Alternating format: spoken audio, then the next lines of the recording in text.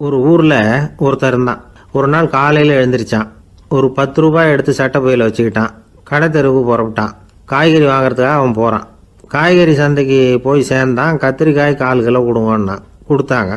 காசு கொடுக்கறதுக்காக சட்டை பையில் கையை விட்டான். பணத்தை காணும். 10 ரூபாய் சட்டை பையில் வச்சுக்கிட்டு தான் வந்தான். அது இப்போ அங்கே இல்லை. வழியில் எங்கேயும் அது விழுந்துட்டு போட்டிருக்கு. அல்லது யாராவது திருடர்கள் தெரியாமல் அதை எடுத்துக்கிட்டு போட்டாங்களா என்னன்னு தெரியல. எப்படியோ 10 ரூபாய் அவன் இழந்துட்டான். கையில் காசு இல்லை. அதனால் கத்திரிக்காயை திருப்பி கொடுத்துட்டு கவலையோடு வீட்டுக்கு திரும்பி வந்தான். அதையே நினச்சிக்கிட்டு இருந்தான். அவனுக்கு துக்கம் அதிகமாக போச்சு. அழ ஆரம்பிச்சிட்டான். காய்கறிகள் வாங்கிட்டு வந்து ஆனந்தமாக சமைச்சு சாப்பிட்லாம்னு நினச்சோம். அது முடியாமல் போச்சேங்கிற கவலை அவனுக்கு. அதனால் அதை மறக்கவே முடியல. இது நடந்து கொஞ்ச நாள் ஆச்சு. அதே மனுஷன் இன்னொரு நாள் அதே மாதிரி புறப்பட்டான். பணத்தை எடுத்து பையில் வச்சுக்கிட்டான். காய்கறி சந்தையை நோக்கி போய்கிட்டு இருக்கிறான். இப்போ வழியில் ஒரு ஏழை பையனை பார்த்தான். தம்பி எங்கே போகிற அப்படின்னு கேட்டான். ஐயா பள்ளிக்கூடத்துக்கு போய்கிட்டுருக்கிறேன் அவன். சரி, அதுக்கே இவ்வளவு கவலையோடு போய்கிட்டுருக்கிற அப்படின்னு விசாரித்தான் அவன். ஐயா நான் ரொம்ப ஏழை, வீட்டில் வசதி இல்லை, பரீட்சைக்கு பணம் கட்டணும், இன்றைக்கி கடைசி நாள், என்ன செய்கிறதுன்னு தெரியலன்னா. இவன் பார்த்தான். தாங்கிட்ட இருக்கிற பணத்தை எடுத்து அந்த பையன்கிட்ட கொடுத்தான். இதை வச்சுக்கோ, உடனே பணத்தை கட்டு, நல்லா படி, பரீட்சை எழுது அப்படின்னு சொல்லிவிட்டு திரும்பி வந்துட்டான். வெறுங்கையோடு திரும்பி வந்தும் வீட்டில் கேட்குறாங்க எங்கே காய்கறின்னு வழக்கம் போல் கேட்டாங்க. இவன் நடந்ததை சொன்னான். இப்போ வீட்டில் இருந்தவங்க அவங்ககிட்ட ஒரு கேள்வி கேட்டாங்க. ஏங்க இதே மாதிரி முன்னாடி ஒரு தடவை காய்கறி வாங்க போய் வெறுங்கையோடு திரும்பி வந்தீங்க, இப்போவும் வெறுங்கையோடு தான் திரும்பி வந்திருக்கிறீங்க. ஆனால் முன்னாடி வந்தப்போ வருத்தமாக இருந்தீங்க, இப்போ உங்கள் முகத்தில் வருத்தம் தெரியலையே அப்படின்னு கேட்டிருக்கிறான். அதாவது வீட்டில் இருக்கிறவங்க கேட்டாங்களாம். இப்போ அந்த மனுஷன் யோசிக்க ஆரம்பித்தானான். இந்த 2 நிகழ்வுகளுக்கு என்ன வித்தியாசம்? போன தடவை அவன் பணத்தை இழந்தான், இந்த தடவை அவன் பணத்தை இழந்திருக்கிறான். போன தடவை யாரோ திருடிட்டு போயிட்டாங்க, இந்த தடவை அவனாவே ஒரு பையன் பேரில் இறக்கப்பட்டு எடுத்து கொடுத்துருக்குறான். அன்னைக்கு பணம் போயிட்டுதேன்னு வருத்தமாக இருந்தது, இன்றைக்கி பணம் போனாலும் மனசுக்கு மகிழ்ச்சியாக இருக்குது, நிறைவாக இருக்குது. கொஞ்சம் யோசிச்சு பாருங்கள். பணத்தை இழந்தது மகிழ்ச்சிக்கோ வருத்தத்துக்கோ காரணமாக இருக்க முடியாது. அப்படின்னா வேறு எது காரணம்? அன்றைக்கு பணத்தை இழந்துட்டேன்னு அழுதான், இன்றைக்கு பணத்தை இழந்தாலும் மகிழ்ச்சியாக இருக்கிறான். ஆகவே மகிழ்ச்சிக்கும் துக்கத்துக்கும் இழப்பு காரணம் அல்ல, இழப்பு பற்றிய நம்முடைய அறிவு தான் காரணம் அப்படிங்கிறது பெரியவர்களுடைய கருத்து. எந்த பொருளும் நமக்கு கவலையை உண்டு பண்ணுறதில்ல, அந்த பொருள் பேரில் நாம் வைக்கிற பற்று தான் கவலையை உண்டு பண்ணுது. பொருள்கள் நம்ம விட்டுட்டு போயிட்டா நாம் அழுதுகிட்டு இருக்கிறோம், நாமே அதுகளை விட்டுட்டு வந்துட்டா மகிழ்ச்சியாக இருக்கிறோம். இந்த உண்மையை புரிஞ்சுக்கிட்டு நம்முடைய வாழ்க்கையை நல்ல விதமாக அமைச்சிக்கணும். ஒரு ஆள் அழுதுகிட்டு இருந்தான். ஏண்டா அழுகுறேன்னு கேட்குறார் ஒருத்தர். இழக்கிறதுக்கு எதுவும் இல்லை, அதனால் அழறேன்னா. என்னடா சொல்கிறேன்னார். கிட்ட வாங்க சொல்கிறேன்னா. இந்த மணி பர்ஸை வேற ஒருத்தன் பாக்கெட்லேருந்து திருடினேன், அப்புறம் தான் புரிஞ்சுது அவங்ககிட்ட இழக்கிறதுக்கு எதுவும் இல்லைங்கிறது. ஆமாங்க இது காலி பர்ஸு, அதனால் இப்போ அழுதுகிட்டு இருக்கிறேன், திருடியும் பிரயோஜனம் இல்லை அப்படின்னு சொல்லிவிட்டு அழுதானா.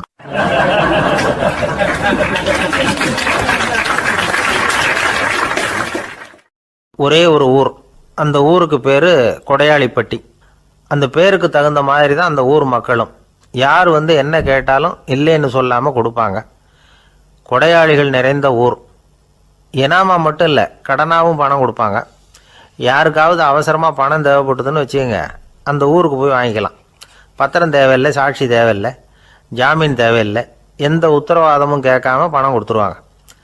நம்மளால் ஒருத்தனுக்கு பணம் தேவைப்பட்டது, சொந்த பந்தமெல்லாம் கேட்டு பார்த்தா யாரும் கொடுக்குற வழியாக தெரியல. எல்லாரும் அவங்கவுங்க சௌரியத்தை பார்க்குறவங்க, அடுத்தவங்க சௌரியத்தை பற்றி கவலைப்படாதவங்க. இவன் எல்லாரையும் கேட்டு பார்த்துட்டு சோர்ந்து போய் உக்காந்துட்டான். அந்த நேரம் தான் கொடையாளிப்பட்டியை பற்றி கேள்விப்பட்டான். அப்படி ஒரு ஊர் இருக்கிறது தெரிஞ்சதும் அந்த ஊருக்கு வழி கேட்டுக்கிட்டு ஒரு நாள் புறப்பட்டு போனான். வயல்காட்டு வழியாக போக வேண்டியிருந்தது. மெதுவாக நடந்து ஊர் எல்லைக்கு வந்துட்டான். 2 பக்கமும் விவசாய வேலைகள் மும்முரமாக நடந்துக்கிட்டு இருக்குது. ஏறு உழுதுகிட்டு இருக்கிறாங்க. அப்போ அங்கே ஒரு ஆளை பாம்பு கடிச்சுட்டுது. பக்கத்தில் வேலை செஞ்சுக்கிட்டு இருந்தவங்க ஓடி வந்தாங்க. அவசரமாக செய்ய வேண்டிய முதல் உதவியெல்லாம் செஞ்சு பார்த்தாங்க, பலன் இல்லை. அந்த ஆள் செத்து போட்டான். அவன் செத்து விட்டான்னு தெரிஞ்சதும் அவனை தூக்கி வரப்பு மேலே போட்டுட்டு எல்லாரும் அவங்கவுங்க வேலையை கவனிக்க ஆரம்பிச்சிட்டாங்க. அங்கே ஒரு ஆள் இவனை பார்த்து சொன்னான். ஐயா நீங்கள் போகிற வழியில் இவன் சொந்தக்காரன், இவனுக்கு சோறு கொண்டுகிட்டு வருவான், இவன் இங்கே செத்துட்டான்னு அவங்ககிட்ட சொல்லிவிடுங்க அப்படின்னா. இவனுக்கு ரொம்ப ஆச்சரியம். என்னடா இது, பாம்பு கடிச்சுட்டுதுன்னதும் பதறி அடிச்சுக்கிட்டு ஓடி வந்தாங்க, செத்துட்டான்னதும் பேசாமல் தூக்கி போட்டுட்டு போயிட்டாங்க அப்படின்னு நினச்சிக்கிட்டே நடந்து போகிறான். எதிரில் சோறு கொண்டுக்கிட்டு ஒரு ஆள் வந்தான். இவன் விவரத்தை சொன்னான். அங்கே உங்கள் சொந்தக்காரன் பாம்பு கடிச்சு செத்து போட்டான் அப்படின்னா. அவன் கொஞ்ச நேரம் அமைதியாக நின்னான். அதுக்கப்புறமா அங்கேயே வரப்பில் உட்காந்து கொண்டுகிட்டு வந்த சோத்தை தானே சாப்பிட்டு முடித்தான். பேசாமல் எழுந்திரிச்சு திரும்பி போயிட்டான். கொஞ்சம் கூட பதறல, அழலை.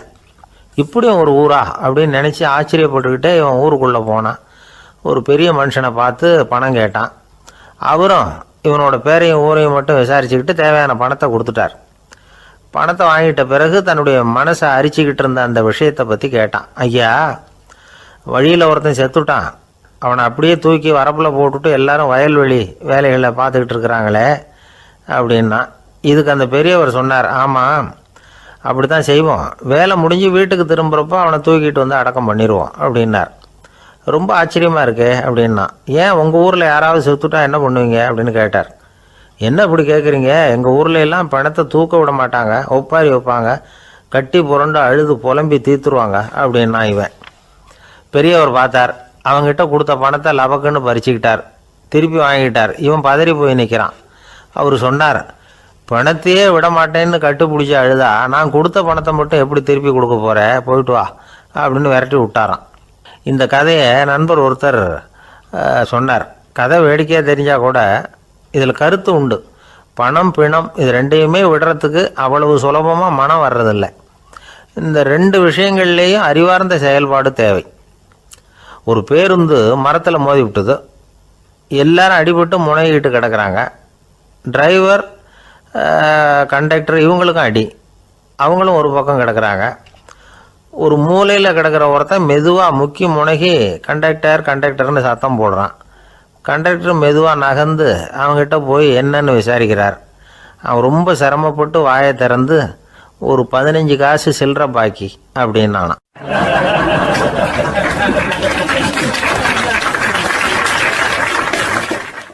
இப்பெல்லாம் நம்ம ஊரில் மாமியார் மருமகள் ஒருத்தர் நல்லா புரிஞ்சுக்கிட்டு நல்ல விதமாக தான் இருக்கிறாங்க பல இடத்துல. அதனால் நான் இப்போ சொல்ல போகிற கதையை கேட்டுவிட்டு இந்த காலத்தில் அவ்வளவு மோசமாக யார் சார் நடந்துக்கிறாங்க அப்படின்னு கேட்டு யாரும் சண்டைக்கு வரக்கூடாது. இன்னொரு உண்மையையும் சொல்லிவிடுறேன். அதாவது இந்த கதையை நமக்கு எழுதி அனுப்பி இருக்கிறதே கொஞ்ச நாளில் மருமகளாகவும் அதுக்கப்புறம் கொஞ்ச காலத்தில் மாமியாராகவும் ஆக போகிற ஒரு நேயர் தான். சரி, இந்த கதைக்கு வருவோம். அதாவது ஒரு சின்ன குடும்பம். அந்த வீட்டில் மாமியார் ஆட்சி. அவங்க வச்சது தான் சட்டம். பிள்ளையாண்டான் எப்படின்னா அம்மா சொல்கிறதையும் கேட்டுக்குவான், மனைவி சொல்கிறதையும் கேட்டுக்குவான். நமக்கு என்னத்துக்கு வம்புங்கிற டைப்பு. மருமகள் பேரில் குறை கண்டுபிடிக்கிறதுலையே அந்த மாமியாருக்கு ஒரு சுவாரஸ்யம். சின்ன சின்ன விஷயத்துலையெல்லாம் குத்தம் கண்டுபிடிச்சிக்கிட்டே இருக்கிறாங்க. பொதுவாக எல்லாரும் எப்படின்னா ஏதாவது ஒரு காரணத்துக்காக சண்டை போட்டுக்கிட்டு இருப்பாங்க. அந்த அம்மா எப்படின்னா ஏதாவது ஒரு சண்டையை போடுறதுக்காக காரணத்தை தேடிக்கிட்டு இருப்பாங்க. அப்படி ஒரு மனசு. அந்த மருமக பொண்ணு பாவம் பயந்து பயந்து ஒவ்வொரு காரியமும் செஞ்சுக்கிட்டு வந்தது. இப்படியே பல வருஷம் ஓடி போட்டுது. அந்த மாமியாருக்கும் ரொம்ப வயசாகிட்டுது. இருந்தாலும் அந்த பழைய சுபாவம் மட்டும் மாறவே இல்லை. திடீர்னு ஒரு நாள் பக்கவாதம் வந்து அந்த அம்மாவுக்கு ஒரு பக்கம் கை கால் இழுத்துக்கிட்டுது. வாய் சுத்தமாக பேச முடியாமல் போயிட்டுது. சத்தம் மட்டும் வரும். ஒரு பக்கத்து கை காலை அசைக்க முடியும். பேசுகிறதெல்லாம் கையால் தான், அதாவது கை சைகையால். இப்படிப்பட்ட நிலைமையில் கூட அந்த பொண்ணு தண்ணியோ பாலோ இவங்க எதிரில் கொண்டாந்து வச்சா அதை வேணும்னே தட்டி விட்டுட்டு ஒம்பு வளர்க்குறது. அதுக்கப்புறம் அந்த பொண்ணு தரையை சுத்தப்படுத்தும்ல, அதை பார்த்து ரசிக்கிறது. இருந்தாலும் அந்த பொண்ணு இதையெல்லாம் பெருசுப்படுத்தாமல் ரொம்ப பொறுமையாக தான் இருந்தது. ஒரு நாள் வீட்டில் வச்சுருந்த பாலை பூனை குடிச்சிட்டு போயிட்டுது. வயசான காலத்தில் இந்த அம்மா பால் இல்லாமல் கஷ்டப்படுவாங்களே அப்படின்னு நினச்சி பக்கத்து வீட்டில் போய் கொஞ்சம் பால் வாங்கிட்டு காய்ச்சி மாமியார் முன்னாடி கொண்டாந்து வச்சுது அந்த பொண்ணு. வழக்கம் போல் அந்த அம்மா பாலை தட்டி விட்டுட்டாங்க. இது அந்த மருமக பொண்ணு கவனிச்சுட்டுது. இவ்வளவு நாள் பொறுமையாக இருந்த இந்த மருமகளுக்கு இன்னைக்கு இதை பார்த்து தான் அசாத்திய கோபம் வந்துட்டுது. கதவுக்கு பக்கத்தில் சாத்தி வச்சுருந்த உலக்கையை எடுத்து மாமியார் தலையில் போட அது குறி தவறி கழுத்தில் பட அந்த அம்மா கழுத்தை பிடிச்சிக்கிட்டு ஊன்னு கத்த இந்த பொண்ணு ஒன்றும் அலட்டிக்காமல் உலக்கையை எடுத்து மறுபடியும் கதவு பக்கம் சாத்தி வச்சுட்டு அது பாட்டுக்கு நடந்து போயிட்டுது. இருந்தாலும் மனசுக்குள்ளே லேசாக ஒரு பயம். கணவன் வீட்டுக்கு வந்ததும் என்ன விஷயம்னு கேட்டால் எப்படி சமாளிக்கிறது. அன்னைக்குன்னு பார்த்து ரொம்ப நேரம் கழித்து வீடு வந்து சேர்ந்தான் கணவன். உடனே அந்த அம்மா புகார் பண்ண ஆரம்பிச்சுட்டுது. பேச்சு தான் வராத, அதனால் ஒரு பக்கத்து கையால் சைகை காட்டுது. கதவுக்கு பக்கத்தில் இருந்த உலக்க பக்கமாக கையை நீட்டி காட்டி அப்படியே அந்த கையை தன் கழுத்துக்கு பின்பக்கமாக சுற்றி காட்டி நாக்கை வெளியில் நீட்டி நடந்த விஷயத்தை புரிய வைக்கிறதுக்கு முயற்சி பண்ணுது. இவனுக்கு ஒன்றும் புரியல. என்ன சொல்கிறாங்க அம்மா அப்படின்னு மனைவிகிட்ட கேட்குறான். அதுக்கு அந்த பொண்ணு ரொம்ப புத்திசாலித்தனமா, என்னங்க உங்கள் அம்மா சொல்கிறது உங்களுக்கு இன்னும் புரியலையா?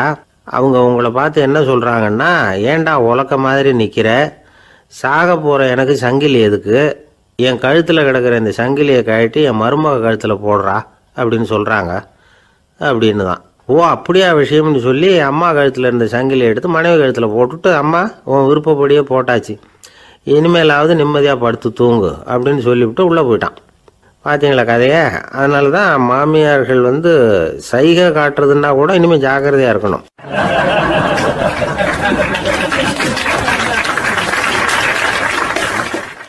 ஒரு பெரிய காடு, அந்த காட்டுக்கு மத்தியில் ஒரு ஆசிரமம். அங்கே ஒரு முனிவர் இருந்தார். பல இடங்கள்லேருந்து வர்ற குழந்தைகளுக்கு அவர் பாடம் சொல்லி கொடுத்துக்கிட்டு இருக்கிறார். ஏழை பணக்காரர் அப்படிங்கிற வித்தியாசம்லாம் கிடையாதுங்க. எல்லாரும் அவர்கிட்ட தங்கள் பிள்ளைகளை அனுப்பி வச்சாங்க. மன்னர்களுடைய பிள்ளைங்க கூட அங்கே அவர்கிட்ட தான் படிக்கிறதுக்கு வருவாங்க. ஆனால் அந்த முனிவரை பொறுத்த வரைக்கும் எல்லா பிள்ளைங்களும் ஒன்று தான். இது யார் வீட்டு பிள்ளைன்னெல்லாம் பார்க்க மாட்டார், எல்லாரும் சமம். மாணவர்கள்லாம் அங்கேயே மாத கணக்கில் வருஷ கணக்கில் தங்கியிருந்து பாடம் கற்றுக்கிட்டு போகிறது வழக்கம். அவராக பார்த்து போன்னு சொல்கிற வரைக்கும் அங்கேயே இருக்கணும், படிக்கணும். குருகுல வாசம். ஒரு சமயம் ஒரு ராஜகுமாரனும் அவர்கிட்ட படிச்சுக்கிட்டு இருந்தான். அவனுக்கு ஒரு 15 வயசு இருக்கும். சில வருஷம் கழித்து அந்த முனிவர் தன்கிட்ட இருக்கிற மாணவர்களுக்கெல்லாம் பரீட்சை வச்சார். அவங்களுடைய அறிவு முதிர்ச்சியை கணிக்கிறதுக்காக பல சோதனைகள்லாம் வச்சார். ஒவ்வொருத்தராக பார்த்து, இனிமேல் நீங்கள் உங்கள் வீட்டுக்கு போகலாம் அப்படின்னு சொல்லி அனுப்பி வச்சுக்கிட்டு இருக்கிறார். எல்லாரும் போயிட்டாங்க. கடைசியாக மிஞ்சி இருந்தது ஒரே ஒரு மாணவன். அவனை மட்டும் வீட்டுக்கு அனுப்பலை. யார் அந்த பையன் தெரியுமா? அவன்தான் அந்த ராஜகுமாரன். ராஜகுமாரனுடைய தந்தைக்கு, அதுதான் அந்த ராஜாவுக்கு, அங்கே வயசு ஏறிக்கிட்டே போகுது. என்ன இது படிக்க போன பையன் இன்னும் திரும்பி வரலையே அப்படின்னு நினச்சார். வந்துட்டா சீக்கிரமாக அவனுக்கு பட்டம் கட்டிவிட்டு நாம் விலகிக்கலாமே அப்படின்னு நினச்சார். கல்யாணம் வேறு பண்ணி பார்க்கணும் பையனுக்கு. ஆனால் பையன் வர்ற வழியை காணும். ராஜா பார்த்தார். சரி நேர்லேயே போய் என்னன்னு தெரிஞ்சுட்டு வந்துடுவோம் அப்படின்னு காட்டுக்கு புறப்பட்டார். அங்கே போய் முனிவரை பார்த்தார். முனிவர் இவரை அன்பாக வரவேற்று உட்கார வச்சார். அதுக்கப்புறம் ராஜா மெதுவா, எல்லாரையும் வீட்டுக்கு அனுப்பி வச்சுட்டிங்களாமே, ஏன் பிள்ளைய மட்டும் அப்படின்னு சொல்லி மெதுவாக இழுத்தார். முனிவர் இதுக்கு உடனே பதில் சொல்லலை. ராஜாவை கூப்பிட்டுட்டு போய் விருந்தினர் குடிசையில் தங்க வச்சார். அதுக்கப்புறம் சொன்னார், உங்கள் மகன் எல்லா பாடங்கள்லேயும் முதல் இடம் வாங்கியிருக்கான். இப்படி முதலாவதாக வர்ற மாணவனுக்கு நாங்கள் இன்னொரு தேர்வு வைக்கிறது வழக்கம். அதுலேயும் அவன் முதலாவதாக வந்துட்டான்னா அவன் ஒரு பெரிய வித்வான் அப்படிங்கிற கௌரவத்தை அடைஞ்சிருவான் அப்படின்னார். அதாவது முனிவர் அப்படி சொல்கிறார். அப்படி சொல்லிவிட்டு போயிட்டார் அவர். ராஜா அங்கேயே தங்கிட்டார். ராத்திரி படுத்து தூங்கினார். காலையில் எழுந்திரிச்சு அந்த குடிசைக்கு வெளியில் வந்தார் பல்லு விளக்கிறதுக்காக. அந்த சமயத்தில் தூரத்தில் ஒருத்தன் ஒரு கையில் கோடாலியை வச்சுக்கிட்டு தலையில் ஒரு பெரிய விறகு கட்டை சுமந்துக்கிட்டு வந்துக்கிட்டு இருக்கிறது மாதிரி தெரிஞ்சது. யாராவது விறகு வெட்டியாக இருக்கும் அப்படின்னு நினச்சார் ராஜா. கிட்ட வந்ததும் உத்து பார்க்குறாரு. பார்த்தா அது தன்னோட புள்ள. திகைச்சு போயிட்டார். என்ன இது, ஒரு ராஜகுமாரனை கூட இது மாதிரி வேலையெல்லாம் செய்ய சொல்கிறாங்களே அப்படின்னு நினச்சார். ராஜகுமாரன் விறகு கட்டை கொண்டுகிட்டு போய் கொல்லை பக்கம் வச்சான். அந்த சமயம் முனிவர் அங்கே வந்தார். என்ன மகனே, விறகு வெட்டிட்டு வந்துட்டியா? சரி, இப்போ ஒரு துடைப்பத்தை எடுத்துக்கோ, விருந்தினர் குடிசையின் வாசல் பக்கத்தை கூட்டி பெருக்கி சுத்தம் பண்ணு போ அப்படின்னார். அப்படியே செய்கிறேன் குருவே அப்படின்னு சொல்லிவிட்டு போனான். சுத்தம் பண்ண ஆரம்பிச்சிட்டான். ராஜா பார்த்தார் இதை. உடனே ஓடியாந்தார். மகனே, என்ன காரியம் பண்ணுற, துடைப்பத்தை கீழே போடுனார். இப்போ அந்த ராஜகுமாரன் சொல்கிறான், தந்தையே, இது என்னுடைய குருதேவரோட உத்தரவு. இங்கே நான் ஒரு மாணவன். இங்கே அரசனும் ஒன்று தான், ஆண்டியும் ஒன்று தான். குருதேவர் சொல்கிறத மறுக்காமல் செய்கிறது தான் எங்கள் கடமை அப்படின்னா. இந்த சமயம் முனிவர் அங்கே வந்தார். இவனை முதுகில் தட்டி கொடுத்தார். அப்புறம் ராஜா கிட்ட சொன்னார், அரசே, உங்கள் புள்ள எங்கள் கடைசி தேர்வுலையும் வெற்றி பெற்றுட்டான். பணிவு தான் மாணவர்களின் மிக உயர்ந்த குணம். குருநாதர் சொல்றது மனசுக்கு பிடிக்கலன்னா கூட மறுக்காம செய்யணும். அப்படி செய்யறதுனால எதை செய்யலாம் எதை செய்யக்கூடாது அப்படிங்கிற விவேகம் அவங்களுக்கு வந்துடும். செய்யக்கூடாததை கூட பெரியவங்க சொல்லிவிட்டா செஞ்சு தான் ஆகணும் அப்படிங்கிற பணிவு அவங்களுக்கு வந்துடும். இந்த குணம் வந்துட்டுதுன்னா அவங்க எத்தனை கடினமான வேலையாக இருந்தால் கூட ரொம்ப சுலபமாக செஞ்சு முடிச்சிருவாங்க. தூக்கத்திலேயும் அப்புறம் துக்கத்திலேயும் தோண்டு போட மாட்டாங்க. இந்த பணிவும் விவேகமும் அவங்கக்கிட்ட மன உறுதியை ஏற்படுத்தும். அந்த உறுதி உங்கள் பையனுக்கு வந்தாச்சு. இனிமேல் அவனை நீங்கள் அழைச்சிட்டு போகலாம். அவன் நிச்சயமாக பேரும் புகழும் பெறுவான் அப்படின்னார். ராஜா அவரை பார்த்து, குருதேவா புரிஞ்சுக்கிட்டேன், என்னை மன்னிக்கணும் அப்படின்னாரு. அதுக்கப்புறம் மகனை அழைச்சிக்கிட்டு நாட்டுக்கு திரும்பி வந்துட்டார். இந்த கதையை இன்று ஒரு தகவலில் சொல்லுங்கள் சார், உங்கள் நிகழ்ச்சியில் சொல்லுங்கள் சார் அப்படின்னு சொல்லி மாணவர்கள் கேட்டால் பணிவாக இருக்கிறது எப்படி அப்படிங்கிறத புரிஞ்சுக்குவாங்க அப்படின்னு சொன்னார் ஒருத்தர். சரி சொல்லுவோம், அதுக்கு முன்னாடி நேர்லேயே ஒரு பையன்கிட்ட சொல்லி பார்க்கலாமே அப்படின்னு தோணுச்சு. உடனே ஒரு பையனை கூப்பிட்டோம். ஏன்பா உங்கள் வாத்தியார் உனக்கு இது மாதிரி ஒரு பரீட்சை வச்சா என்ன பண்ணுவேன் அப்படின்னு கேட்டோம். நானும் அப்படி தான் சார் நடந்துக்குவேன், விறகு வெட்டுவேன், தொடப்பத்தினால கூட்டி சுத்தம் பண்ணுவேன், உடனே செஞ்சு முடிச்சிருவேன் சார் அப்படின்னா. பலே பரவாயில்லையே அப்படின்னோம். ஆமாம் சார், அப்படி செஞ்சால் தானே வீட்டுக்கு அனுப்புவார், இல்லைன்னா இன்னொரு வருஷம் இங்கேயே இருந்து படின்னு சொல்லி விடுவார், அதனால் அப்படி செய்வேன் அப்படிங்கிறான் அந்த பையன்.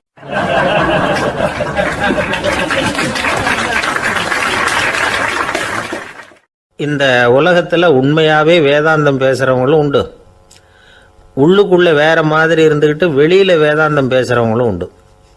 ஒரு ஆள் இருந்தார். அவரும் ஒரு கடை வச்சு வியாபாரம் பண்ணிக்கிட்டு இருந்தார். மகா கஞ்சன், யாருக்கும் எந்த உதவியும் செய்ய மாட்டார். எச்சில் கையென்ன ஈர கையை கூட உதற மாட்டார். அப்படிப்பட்ட மனுஷன். அந்த ஊருக்கு ஒரு முனிவர் வந்துக்கிட்டு இருந்தார். வருஷத்துக்கு ஒரு தடவை வருவார். ஒரு நாள் 2 நாள் இருப்பார், அப்புறம் போயிடுவார். அந்த முனிவர் வர்றப்போலாம் இந்த ஆள் எழுந்திரிச்சு ஓடி போய் அவரை வரவேற்பான். ரொம்ப பெரிய வேதாந்தி மாதிரி அவர்கிட்ட பேசிக்கிட்டு இருப்பான். காயமே இது பொய், வெறும் காற்றடைத்த பையும்மா, தர்மம் தலைகாக்கும்மா. பணம் என்ன சார் பணம், இன்னைக்கு ஒருத்தன் கையில் இருக்கும், நாளைக்கு ஒருத்தன் கையில் இருக்கும், எல்லாம் மாயம். எனக்கு தான் இன்னமும் இந்த சம்சார பந்தத்திலிருந்து விடுபடுறதுக்கு நேரம் வரலேம்மா. அந்த முனிவரும் இந்த ஆள் இப்படி சொல்கிறத கேட்ட உடனே, ஏப்பா அப்படி சொல்கிற, இப்போ கூட நீ சரின்னு சொல்லு, உனக்கு தீட்சை கொடுத்து இதிலேருந்து விடுபடுற ஞானத்தை போதிக்கிறேன் பார். உடனே அந்த ஆள் என்ன சொல்லுவான் தெரியுமா? ஐயோ சாமி, இப்போ அது எப்படிங்க முடியும், பிள்ளைங்கள்லாம் சின்ன சிறுசுங்க, அதுகளுக்கெல்லாம் ஒரு கல்யாணம் காட்சின்னு செஞ்சு கடமையை முடிச்சுட்டா நீங்கள் சொல்கிறபடி செஞ்சு விடலாமா. சரி, இன்னும் முனிவர் போயிடுவார். அடுத்த வருஷம் வருவார். இவன் வழக்கம் போல் வேதாந்தம் பேசுவான்.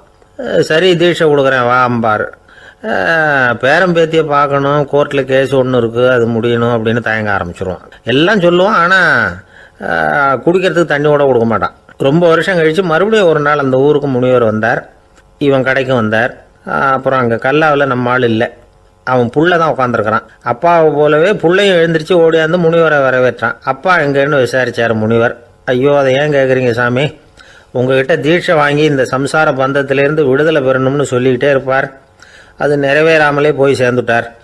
போன மாதம் ஒரு நாள் திடீர்னு நெஞ்சு வலிக்குதுன்னார், அவ்வளோதான் போட்டுன்னு போயிட்டார் அப்படின்னு புலம்புனான் பையன். இதை கேட்டதும் முனிவர் சிரிச்சாரான். அவன் எங்கடா போவான், உன் அப்பா எங்கேயும் போகல, இதோ வாழை ஆட்டிக்கிட்டு உன் காலடியிலே இருந்துக்கிட்டு இருக்கான் பார் அப்படின்னு சொல்லி அங்கே நின்றுக்கிட்டு இருந்த ஒரு நாயை சுட்டி காட்டினாரான். என்ன சாமி சொல்கிறீங்க அப்படின்னு ஆச்சரியமாக கேட்டிருக்கான் பையன். உடனே முனிவர் அந்த நாயோட தலையில் ஒரு தட்டு தட்டி பேசுகிறா அப்படின்னாரான். உடனே அந்த நாய் வேதாந்தம் பேச ஆரம்பிச்சுட்டு தான். காயமே இது போய் வெறும் காற்றடைத்த பைய அப்படின்னு தான். முனிவர் சொன்னார், அடே இப்போவும் ஒன்றும் கெட்டு போகல, நீ விரும்புனா சொல்லு, உனக்கு தீட்சை கொடுத்து என் பின்னாடியே அழைச்சிட்டு போயிடுறேன், அங்கே அழைச்சிட்டு போய் உனக்கு ஞானத்தை போதிக்கிறேன், வர்றியா அப்படின்னு கேட்டிருக்கார். உடனே அந்த நாய் சொல்லிச்சான், ஐயோ அதை ஏன் கேட்குறீங்க சாமி, நான் உண்ணாமல் தின்னாமல் ஏராளமான சொத்து சேர்த்து வச்சுட்டேன், என் பிள்ளைங்க அதோட பெருமை தெரியாமல் ராத்திரி நேரம்லாம் கதவை திறந்து போட்டுட்டு தூங்கிடுவாங்க, அதனால் இப்படி நாயாக பிறந்து ராத்திரி பகலாக சுற்றி சுற்றி காவல் காத்துக்கிட்டு கிடக்கிறேன், இப்போ எப்படி சாமி வர முடியும் அப்படின்னு கேட்டுதான். அறியாமையிலேயே சுகம் கண்டு இப்படி இருக்கிற ஆளுங்களுக்கு எப்படி விடுதலை கிடைக்கும், எப்போ விடுதலை கிடைக்கும் அப்படின்னு கேட்குறார் தசாவதானி, திருக்குறள் பேர் ராமையா. அவர் கேட்குறது நியாயம் தானே. இந்த காலத்து பையன் ஒருத்தன் அப்பா கிட்ட சொன்னான், அப்பா இன்றைக்கி நான் 1 ரூபா மிச்சப்படுத்தி விட்டேன் அப்படின்னு நானும். அப்படியா, என்னடா பண்ணேன்னு கேட்டிருக்கார் அப்பா. டவுன் பஸ்ஸில் ஏறாமல் அது பின்னாடியே ஓடியாந்தேன், 1 ரூபா மிச்சம் தானே அப்படின்றான். அட பாவி, ஒரு ஆட்டோ பின்னாடி ஓடியாந்துருந்தா 10 ரூபா மிச்சமாயிருக்குமே, வேஸ்ட் பண்ணிட்டியே அப்படின்னாரான் அந்த அப்பா.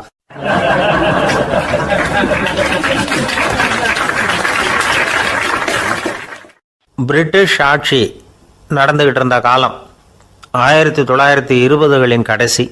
அப்போ நடந்த ஒரு உண்மை நிகழ்ச்சி இது. ஒரு கல்யாண மாப்பிள்ளை ரயிலில் இறங்க போகிறார். அவரை வரவேற்க ஒரு ராஜ குடும்பமே காத்துக்கிட்டு இருக்குது. மங்களூர்லேருந்து இறங்குற அந்த மாப்பிள்ளை யார் தெரியுமா? ஒரு நாய். உண்மைதான், அந்த நாய்க்கு தான் கல்யாணம். சுதேசி சமஸ்தானத்து மன்னர்களில் ஒருத்தர் ஜூனாகட் மகாராஜா. அவரோட வளர்ப்பு நாய் ரோஷனாரா. அதுக்கு கல்யாணம் பண்ணி வைக்கணும்னு ஆசைப்பட்டார். மாப்பிள்ளை தேடினார். மங்களூர் மகாராஜாவோட வளர்ப்பு நாய் ஒன்று இருந்தது, பேர் பாபி. இது ரெண்டுக்கும் கல்யாணம் நடத்த முடிவு பண்ணார். திருமணத்துக்கு வேண்டிய எல்லா ஏற்பாடுகளையும் பண்ணுங்க அப்படின்னு உத்தரவு போட்டார். ஆயிரக்கணக்கான அழைப்புதழ்கள், பல சமஸ்தான மன்னர்கள், ஜமீன்தார்கள், பிரிட்டிஷ் அதிகாரிகள், பெரிய பணக்காரங்க, இப்படி நிறைய பேருக்கு அழைப்புதழ்கள் அனுப்பி வச்சாங்க. பத்திரிகையை பார்த்தவங்கெல்லாம் திகைச்சு போயிட்டாங்களாம். இருந்தாலும் என்ன பண்ணுறது, ராஜாவே அழைக்கிறார், போகாமல் இருக்க முடியுமா? அந்த சமயத்தில் நாட்டின் கவர்னர் ஜெனரலாக இருந்தவர் இர்வின் பிரபு, அவருக்கும் ஒரு பத்திரிகை போயிருக்குது. வாங்கி பார்த்ததும் அவருக்கு பயங்கர எரிச்சல். உடனே குப்பை தொட்டியில் போட்டுவிட்டாராம். மாட்சிமை தங்கிய பிரிட்டன் சக்கரவர்த்தியின் பிரதிநிதியான தன்னை கேவலம் ஒரு நாயின் திருமணத்துக்காக அழைக்கிறதா அப்படின்னு அவருக்கு ஆத்திரம். இருந்தாலும் கல்யாணம் பிரமாதமாக நடந்துதான். கல்யாணத்தன்னைக்கு பொண்ணுக்கு ஸ்பெஷல் குளியல், தண்ணீருக்கு பதிலாக வாசனை திரவியங்கள், பன்னீர், குளித்ததுக்கு அப்புறம் அலங்காரம், வைர மாலை, முத்து மாலை, ஏகப்பட்ட அலங்காரம். மாப்பிள்ளையை அழைக்கிறதுக்கு ரயில்வே ஸ்டேஷனில் ராஜ குடும்பமே காத்துக்கிட்டு இருக்குது. அவங்களோட வளர்ப்பு நாய்கள் 250. அத்தனை நாய்களுக்கும் பட்டு துணி போத்தி இருக்குது. முத்து வடங்கள் அணிவிச்சிருக்கிறாங்க. எல்லாம் ராஜ நாய்கள். அதுகளையும் வீதியில் நடக்க விடலையாம். அதுகளை சுமந்துக்கிட்டு போக அலங்கரிக்கப்பட்ட யானைகள் காத்துக்கிட்டு இருக்குதான். மாப்பிள்ளைக்கு வரவேற்பு எப்படி தெரியுமா? அது நடந்து வர்ற பாதை பூரா ரத்தன கம்பளம் விரிச்சிருக்குது. 2 பக்கமும் ராஜாங்க அதிகாரிகள் கைகட்டி நிற்கிறாங்க. அரசு படை வீரர்கள் அணிவகுப்பு மரியாதை செலுத்துகிறாங்க. அந்த நாய் ராஜ மரியாதையோடு நடந்து வருது. நகையெல்லாம் போட்டுக்கிட்டு வருது. திருமண மண்டபத்துக்கு சேருது. அங்கே கல்யாணம் அமோகமாக நடக்குது. இந்த திருமணத்தை முன்னிட்டு அந்த ஜூனாகட் சமஸ்தானத்துக்கு 3 நாள் விடுமுறை வேறு. கல்யாணத்துக்கு வந்திருந்தவங்களுக்கெல்லாம் ஏக தடபுடலாக விருந்து, நாட்டியம் எல்லாம் பிரமாதமாக நடந்து தான். இந்த கல்யாணத்தில் கலந்துக்க வந்திருந்த மற்ற சமஸ்தானத்து மன்னர்கள், தீவான்கள், அரச குடும்பத்தினர், இப்படி அவங்க 700 பேராம். அவங்க போகிறதுக்காக விசேஷ ரயில்கள்லாம் வேற விட்டுருக்காங்க. கல்யாணம் முடிஞ்சதும் அந்த நாய் தம்பதிகளோட பெரிய பெரிய மன்னர்கள்லாம் ஒன்றா உட்காந்து சாப்பிட்டாங்களாம். ஏர் கண்டிஷன் அறையில் அந்த தம்பதிகள் கொஞ்ச காலம் வாழ்ந்துருக்கிறாங்க. கொஞ்ச நாளில் மாப்பிள்ளைக்கு மரியாதை குறைய ஆரம்பிச்சுட்டுது. வெளியில் துரத்தி விட்டாங்களாம். அந்த பெண் நாய் மட்டும் ராஜ போகங்களை அனுபவித்து வந்து தான். இந்த கல்யாணத்தை பார்த்துட்டு தொடர்ந்து மற்ற சமஸ்தானத்து மன்னர்களும் நாய் திருமணங்கள் நடத்த ஆரம்பிச்சுட்டாங்களாம். இது உண்மையில் நடந்திருக்குது. இப்படி அது இருக்கட்டும். இப்போ நம்ம கதைக்கு வருவோம். ஒரு ராஜாவுக்கு ரொம்ப நாள் கழித்து ஒரு குழந்தை பிறந்து தான். அரண்மனை ஜோசியரை கூப்பிட்ருக்கார் ராஜா. ஜோசியரே, என் மகன் வருங்காலத்தில் சிறந்த வாழ் வீரனாக வரணும்னு ஆசைப்படுறேன், வருவானாங்கிறத கொஞ்சம் பார்த்து சொல்லுங்களேன் அப்படின்னாராம். ஜோசியர் சொன்னார், மன்னா, உங்கள் புள்ள வாழ் வீரனாக வர்றது கஷ்டம். ஆனால் அவரும் உங்களை மாதிரியே நாய்க்குட்டிகள் பேரில் பிரியமாக இருப்பார், அதுகளுக்கு கல்யாணமும் பண்ணி வைப்பார் அப்படின்னாராம். அது எப்படி கண்டுபிடிச்சிங்க அப்படின்னு கேட்டிருக்கார் ராஜா. அரசே, உங்கள் பிள்ளைக்கு வாழ் மேலே உள்ள பிரியத்தை காட்டிலும் நாய் மேலே உள்ள பிரியம் அதிகங்கிறதுக்கான அறிகுறி இப்போவே தெரியுது. நல்லா கவனித்து பாருங்க. அவர் வாழ்னு கத்துறாரு அப்படின்னாரு. கவனித்து பார்த்துட்டு அப்படி எனக்கு காதில் விழலையே அப்படின்னாராம் மன்னர். அதனால தான் சொன்னேன், அவர் கத்துறது வாழ்னு கத்தலை, வள்ளுன்னு கத்திக்கிட்டு இருக்கார், அதனால தான் அப்படி சொன்னேன் அப்படின்னாராம் அரண்மனை ஜோசியர்.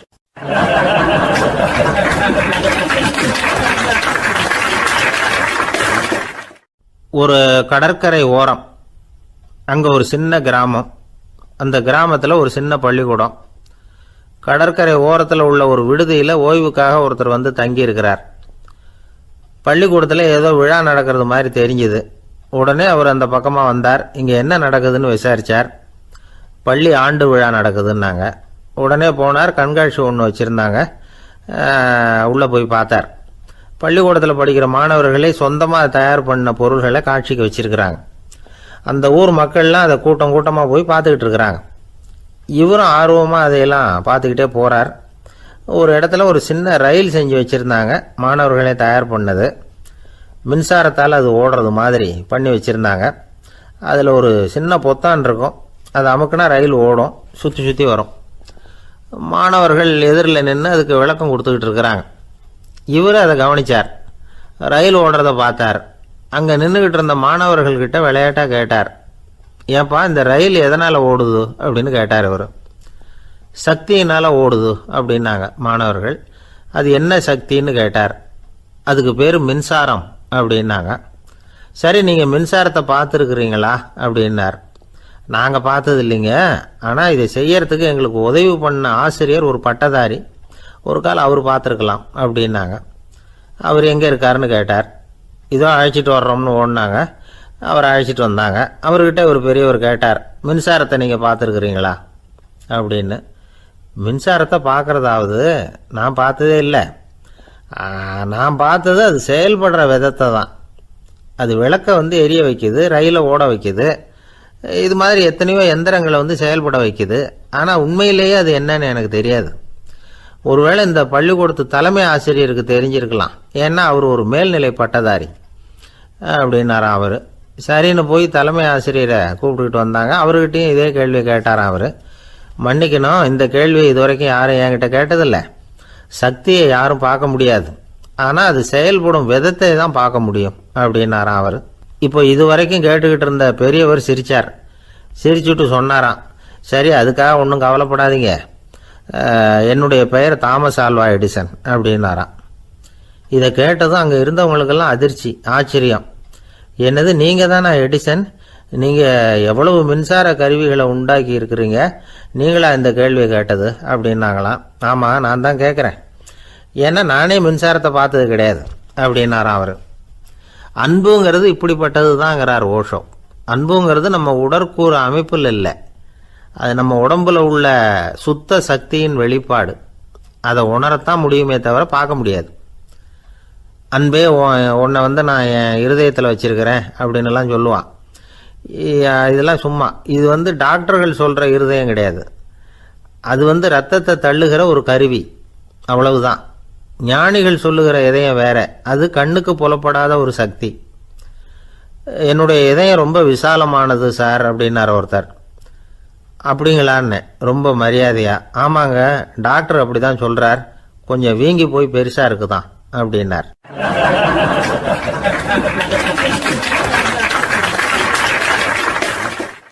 உங்கள் பையன் எப்படி சார் இருக்கான் அப்படின்னு விசாரித்தார் ஒருத்தர். அவன் என்ன சார், எதை சொன்னாலும் காதில் வாங்க மாட்டேங்கிறான், அவன் பாட்டுக்கு போகிறான் வர்றான் அப்படின்னு சொல்லி அழுத்துக்கிட்டார் அப்பா. பெரியவங்க சொல்கிறத சின்ன பிள்ளைங்க கேட்கறது இல்லைங்கிறது ஒரு குறை. பெரியவங்க சொல்கிறது சின்ன பிள்ளைங்க காதிலேயே விழறது இல்லைங்கிறது ஒரு குறை. இது கொஞ்சம் சீரியஸான விஷயம், கவனித்து பார்க்கணும். ஒரு குழந்தைக்கு காது சரியாக கேட்குதா இல்லையா அப்படிங்கிறத நாம் தான் கவனித்து பார்த்து கண்டுபிடிக்கணும். அதுவாக நம்மக்கிட்ட தவழ்ந்து அப்பா எனக்கு காது கேட்கல, அழைச்சிட்டு போங்க டாக்டர்கிட்ட அப்படின்னுலாம் சொல்லிகிட்டு இருக்காது. அது சரி, ஒரு குழந்தைக்கு காது சரிவர கேட்குதா இல்லையா அப்படிங்கிறத முன்கூட்டியே நாம் தெரிஞ்சுக்கிறது எப்படி? அதுக்கு சில வழி இருக்குது. உங்கள் குழந்தைய கொஞ்சம் அப்படியே கவனித்து பாருங்கள்.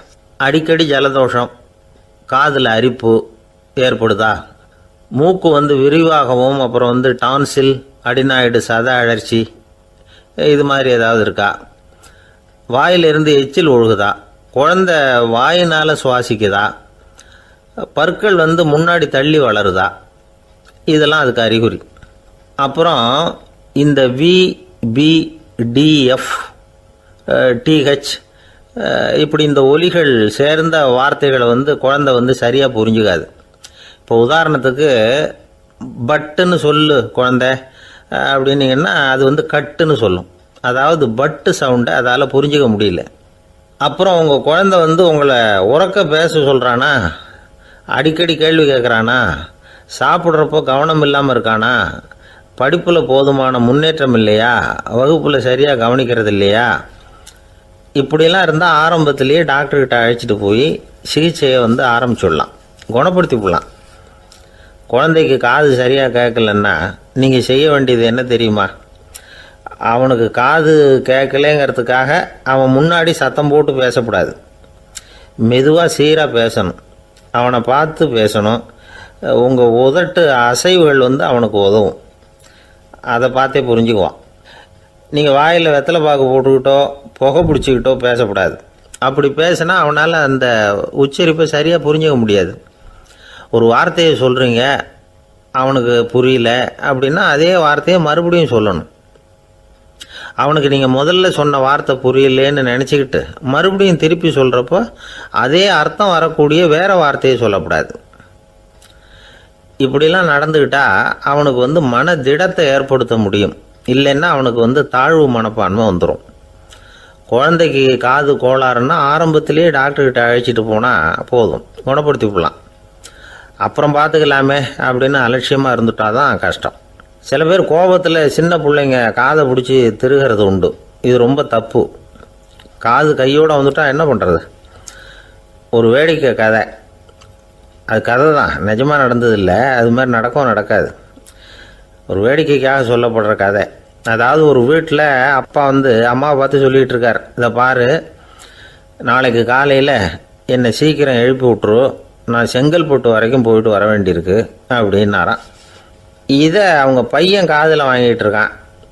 அப்பாவுக்கு சிரமம் வேண்டாமே அப்படின்னு நினச்சி அவனே காலையில் யாருக்கும் தெரியாமல் எழுந்திரிச்சு புறப்பட்டு செங்கல்பட்டுக்கு போட்டான். சாயந்தரமாக திரும்பி வந்தான். அப்பா பையனை காணாமல் அலமோதிக்கிட்டு இருக்கிறார். சாயந்தரமாக பையனை பார்த்ததும் எங்கடா போயிட்டு வந்தேன்னு கேட்டார் கோவமாக. செங்கல்பட்டுக்கு போயிட்டு வந்தேப்பா, நீ வீணா அலைய வேண்டாமேன்னு அப்படின்னா. எதுக்கடா போனேன்னு அதட்டினார். அதான்ப்பா, நீ நேற்று அம்மாக்கிட்ட சொல்லிக்கிட்டு இருந்த, அதை காதில் வாங்கினேன், உனக்காக நான் போயிட்டு வந்தேன் அப்படின்னா. உடனே எந்த காதில் வாங்கினேன் அப்படின்னு சொல்லி காதை பிடிச்சி திருகினார். அந்த காது கையோடு வந்துட்டுது. இது நடந்து கொஞ்ச நாள் கழித்து அந்த அப்பாவும் பையனும் கடத்தெருவில் போய்கிட்டு இருக்கிறாங்க. எதிரில் ஒரு நாய் ஓடி வந்தது. அதுக்கு 2 காதும் இல்லை. என்ன இது, இந்த நாய்க்குட்டிக்கு 2 காதும் இல்லை அப்படின்னார் அப்பா. அதுக்கு பையன் சொல்கிறான், அப்பா அது 2 தடவை செங்கல்பட்டுக்கு போயிட்டு வந்துடுவோம் அப்படின்னானா.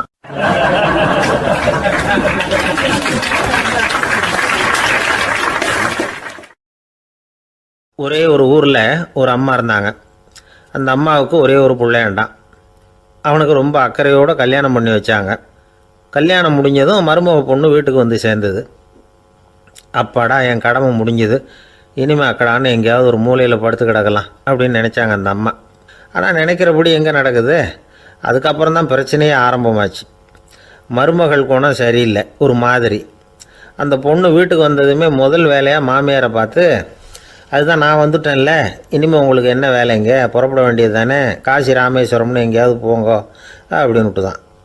மாமியாரை பார்த்தாங்க, கொஞ்சம் யோசனை பண்ணாங்க. இந்த பாருமா, நீ இப்படி சொல்கிறதுக்கு முன்னாடியே வீட்டை விட்டு புறப்படணுங்கிற முடிவுக்கு நான் வந்துட்டேன். வீட்டை மட்டும் இல்லை, இந்த உலகத்தை விட்டே கூட போகிறதுக்கு தயாராக இருக்கிறேன். ஆனால் ஒரே ஒரு விஷயத்துக்காக என் உயிரை கையில் பிடிச்சிக்கிட்டு இருக்கிறேன் அப்படின்னாங்களாம். என்ன விஷயம்னு கேட்டது இந்த மருமக பொண்ணு. வேறு ஒன்றும் இல்லை, என் பிள்ளைக்கு கல்யாணம் பண்ணி வச்சுட்டேன். ஒரு பேர புள்ள பிறந்து அதை என் கண்ணால் பார்த்துட்டேன்னா நான் எங்கே வேணும்னாலும் போகிறதுக்கு தயாராக இருக்கிறேன் அப்படின்னாங்களாம் அந்த மாமியார். மாமியார் இப்படி சொல்கிறதுலேயும் நியாயம் இருக்கிறதாக பட்டுது அந்த பொண்ணுக்கு. சரி, அப்படியே இருந்து பார்த்துட்டு போகலாம் அப்படின்னு அனுமதி கொடுத்தது. கொஞ்ச காலத்தில் ஒரு பேரன் பிறந்தான். அந்த அம்மாவும் பேரனை கண்ணால் பார்த்துட்டாங்க. சரி, பேரனை பார்த்தாச்சுல்ல, இனிமேல் புறப்பட வேண்டியது தானே அப்படின்னது மருமக பொண்ணு. மாமியார் பார்த்தாங்க, நீ சொல்கிறது சரிதாம்மா, அதில் ஒன்றும் தப்பு இல்லை. என்னோட பேரன் உங்களை அம்மா அப்பான்னு கூப்பிடுறத என் காது குளிர கேட்டுட்டு போயிடுறேனே அப்படின்னாங்களாம். சரி, அந்த ஆசையை நிறைவேறட்டும் அப்படின்னு காத்துக்கிட்டு இருந்தாங்க. பேரன் வளர்ந்தான், நடந்தான், பள்ளிக்கூடம் போனால் பெரியவனானா. மருமக பொண்ணு மறுபடியும் மாமியாரை விரட்ட ஆரம்பிச்சுட்டுது, இன்னும் புறப்புள்ளையான்னு. இதை பாருமா, இது வரைக்கும் இருந்துட்டேன். பேரனோட கல்யாணத்தையும் கண்ணால் பார்த்தா தான் இந்த கட்டை வேகும் போல் இருக்குது அப்படின்னு சொல்லி ஒரு மாதிரியாக பேச ஆரம்பித்தாங்க. இதுவும் நியாயமான ஆசையாக தான் படுது அப்படின்னு அது யோசிச்சிருக்கு அந்த பொண்ணு. சரின்னு அதுக்கும் ஒத்துக்கிட்டது. உடனே பேரனுடைய கல்யாணமும் முடிஞ்சது ஒரு வழியாக. இனிமே ஒரு நொடி கூட இங்கே இருக்கக்கூடாது, புறப்படுங்க அப்படின்னு மாமியாரை விரட்டிச்சான் அந்த பொண்ணு. இப்போ அந்த மாமியார் தன்னோட மருமகளை பார்த்து சொல்கிறாங்க, இதோ கிளம்பிட்டேம்மா, என் மூட்டை முடிச்செல்லாம் கட்டிக்கிட்டேன், புறப்பட்டுவிட்டேன். அப்படியே நீயும் உன் துணிமணிகளை மூட்டை கட்டிக்கிட்டு கிளம்பிடும், என்னோட சேர்ந்து 2 பேருமா சேர்ந்து போயிடலாம் அப்படின்னாங்களாம். அந்த பொண்ணு முழிக்குது. முழிக்காதே, உனக்கும் ஒரு மருமக வந்துட்டா, இனிமேல் நீயும் ஒரு மாமியார் தானே, உனக்கும் இனிமேல் இங்கே வேலை இல்லை, புறப்படு அப்படின்னாங்களாம். அப்போ தான் அந்த பொண்ணு சிந்திக்க ஆரம்பிச்சுதான், தன்னோட தவறு புரிஞ்சுதான். இந்த தகவலை கேட்டுக்கிட்டு இருக்கிற மருமகள்லாம் இதை பற்றி கொஞ்சம் யோசித்து பார்க்கணுங்கிறதுக்காகத்தான் இதை சொல்கிறோம் மாமியார்கள் சார்பாக. கொஞ்ச நாளைக்கு முன்னாடி ஒரு பொண்ணை பார்த்து பேசுகிற சந்தர்ப்பம் கிடைச்சிது ஒரு கல்யாண வீட்டில். அந்த பொண்ணு சொல்லிச்சு, சார் எனக்கு கல்யாணம் ஆகி 15 வருஷம் ஆகுது, நான் மாமியார்கிட்ட சண்டை போட்டதே இல்லை அப்படின்னு ரொம்ப அடக்கமாக சொல்லிச்சு. அது எப்படிம்மா சாத்தியமாச்சுன்னு கேட்டோம். எனக்கு கல்யாணம் ஆகி 15 வருஷம்தான் ஆச்சு, ஆனால் என் மாமியார் செத்து போய் 20 வருஷத்துக்கு மேலே ஆயிட்டுது அப்படின்னுது.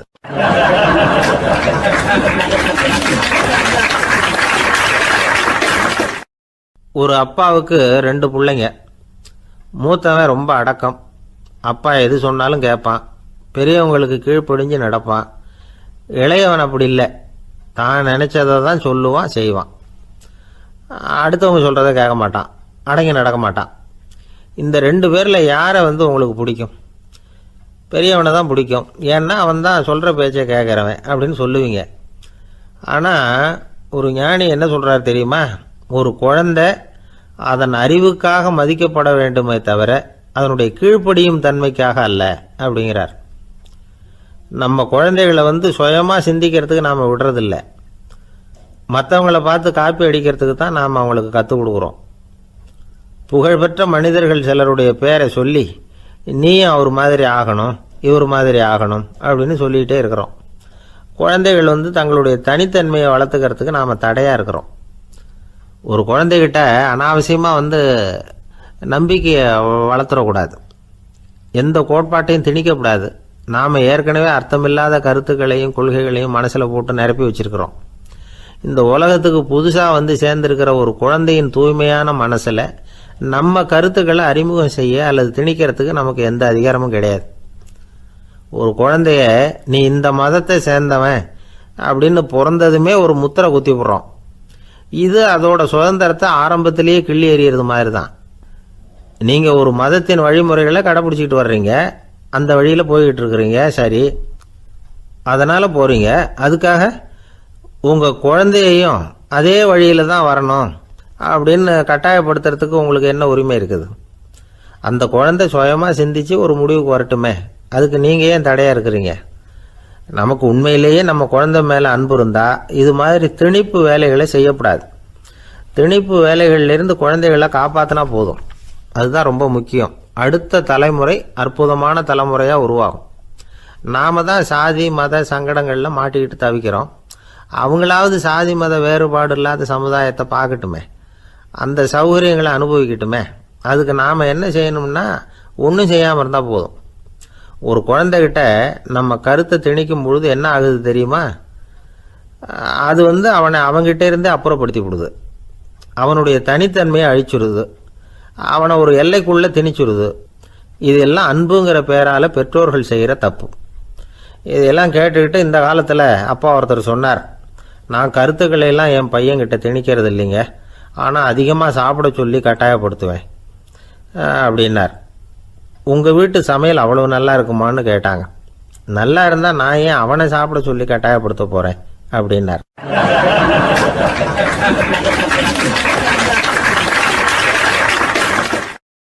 லோகமானிய பாலகங்காதர திலகர் இருந்தார்ல, அவருக்கு 15 வயசுலேயே கல்யாணம் நடந்துதான். மனைவி பேர் தபிபாய், ரொம்ப பெரிய குடும்பத்து பொண்ணு, நல்ல குணம். அவங்க குடும்பம் நடத்திக்கிட்டு இருக்கிறாங்க. அந்த காலத்தில் திருடர்கள் பயம் அதிகம்.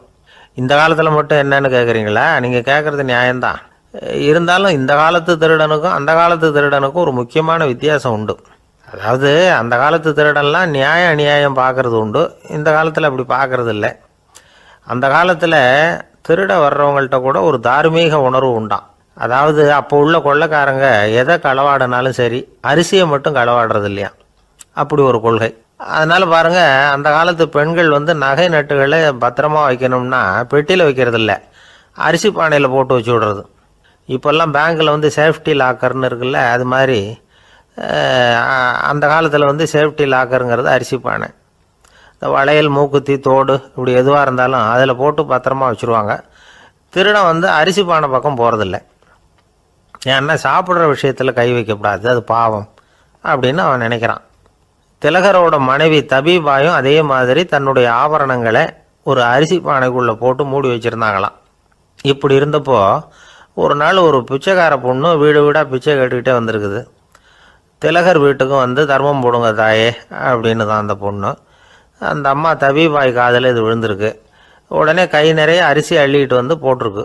பாத்திரத்தில் அரிசியை போட்டதுக்கு அப்புறம் தான் தெரியுது, பளிச்சுன்னு கண்ணில் படுது. அதாவது அந்த அம்மாவோட வைர மூக்குத்தி ஒன்று அரிசியோடு சேர்ந்து அந்த பிச்சைக்கார பொண்ணு பாத்திரத்தில் போய் விழுந்துட்டுது.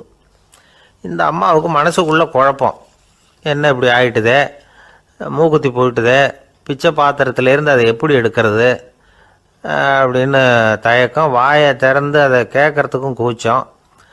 திண்ணையில் உட்காந்துருந்த திலகர் இவ்வளவையும் பார்த்துக்கிட்டு இருக்கிறார். மனைவியின் மனசுக்குள்ளே நடக்கிற மௌன போராட்டத்தை அவர் நல்லா புரிஞ்சுக்கிட்டாராம். மனைவியை பார்த்து சொன்னாராம், தபீபாய், இது வந்து தெய்வ சம்மதம், அவளுக்கு சேர வேண்டிய மூக்குத்தி அவகிட்ட போயிட்டுது, பிச்சை பாத்திரத்தில் விழுந்த மூக்குத்தியை எடுக்க வேணாம் அப்படின்னாராம். சரின்னு சொல்லிவிட்டு மேற்கொண்டு எதுவும் சொல்லாமல் அந்த அம்மா வீட்டுக்குள்ளே போயிட்டாங்களாம். இந்த காலத்துலலாம் அது மாதிரி நடக்குமா? வெறும் அரிசியை போட்டுவிட்டு விவகாரம் பண்ணிகிட்டு இருக்க மாட்டோமா? ஒரு பெரிய மனுஷன் வீட்டுக்கு ஒரு பிச்சைக்காரன் வந்தான். ஐயா, நாங்கள் பிச்சைக்காரங்கள்லாம் சேர்ந்து ஒரு சங்கம் வச்சுருக்குறோம், அதுக்கு நிதி சேர்க்குறோம், அதுக்கு ஒரு 100 ரூபா கொடுத்தீங்கன்னா எங்களுக்கு பெரிய உதவியாக இருக்கும் அப்படின்னானா. அதெல்லாம் ஒன்றும் கொடுக்க முடியாது போ அப்படின்னாரான் அவர். அப்படின்னா ஒரு 50 ரூபாயாவது கொடுங்களேன் அப்படின்ட்டுருக்கான். அதுவும் முடியாதுன்னு சொல்லிவிட்டார். 25 ரூபா அப்படின்ட்டுருக்கான். எதுவும் முடியாது அப்படின்னாரான். சரிங்க, இவ்வளவு பெரிய வீட்டுக்கு வந்துட்டு வெறுங்கையோடு திரும்புறது நல்லா இருக்காது, அதனால் சும்மா ஒரு 1 ரூபா மட்டுமாவது கொடுங்க அப்படின்ட்டுருக்கான் அவன். 1 பைசா கூட என்கிட்ட கிடையாது அப்படின்னு விட்டாரான் இவர். அப்படின்னா நீங்கள் ஒரு காரியம் பண்ணுங்களேன் அப்படின்னானா அவன். என்ன செய்யணும் அப்படின்ட்டுருக்கார். எங்கள் சங்கத்தில் நீங்களும் ஒரு மெம்பராக சேர்ந்துருங்க அப்படின்னானா.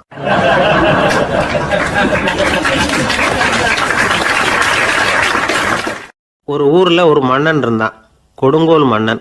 நிறைய தொந்தரவு பண்ணிக்கிட்டு இருந்தான். அவன் ஒரு தடவை என்ன பண்ணான் தெரியுமா?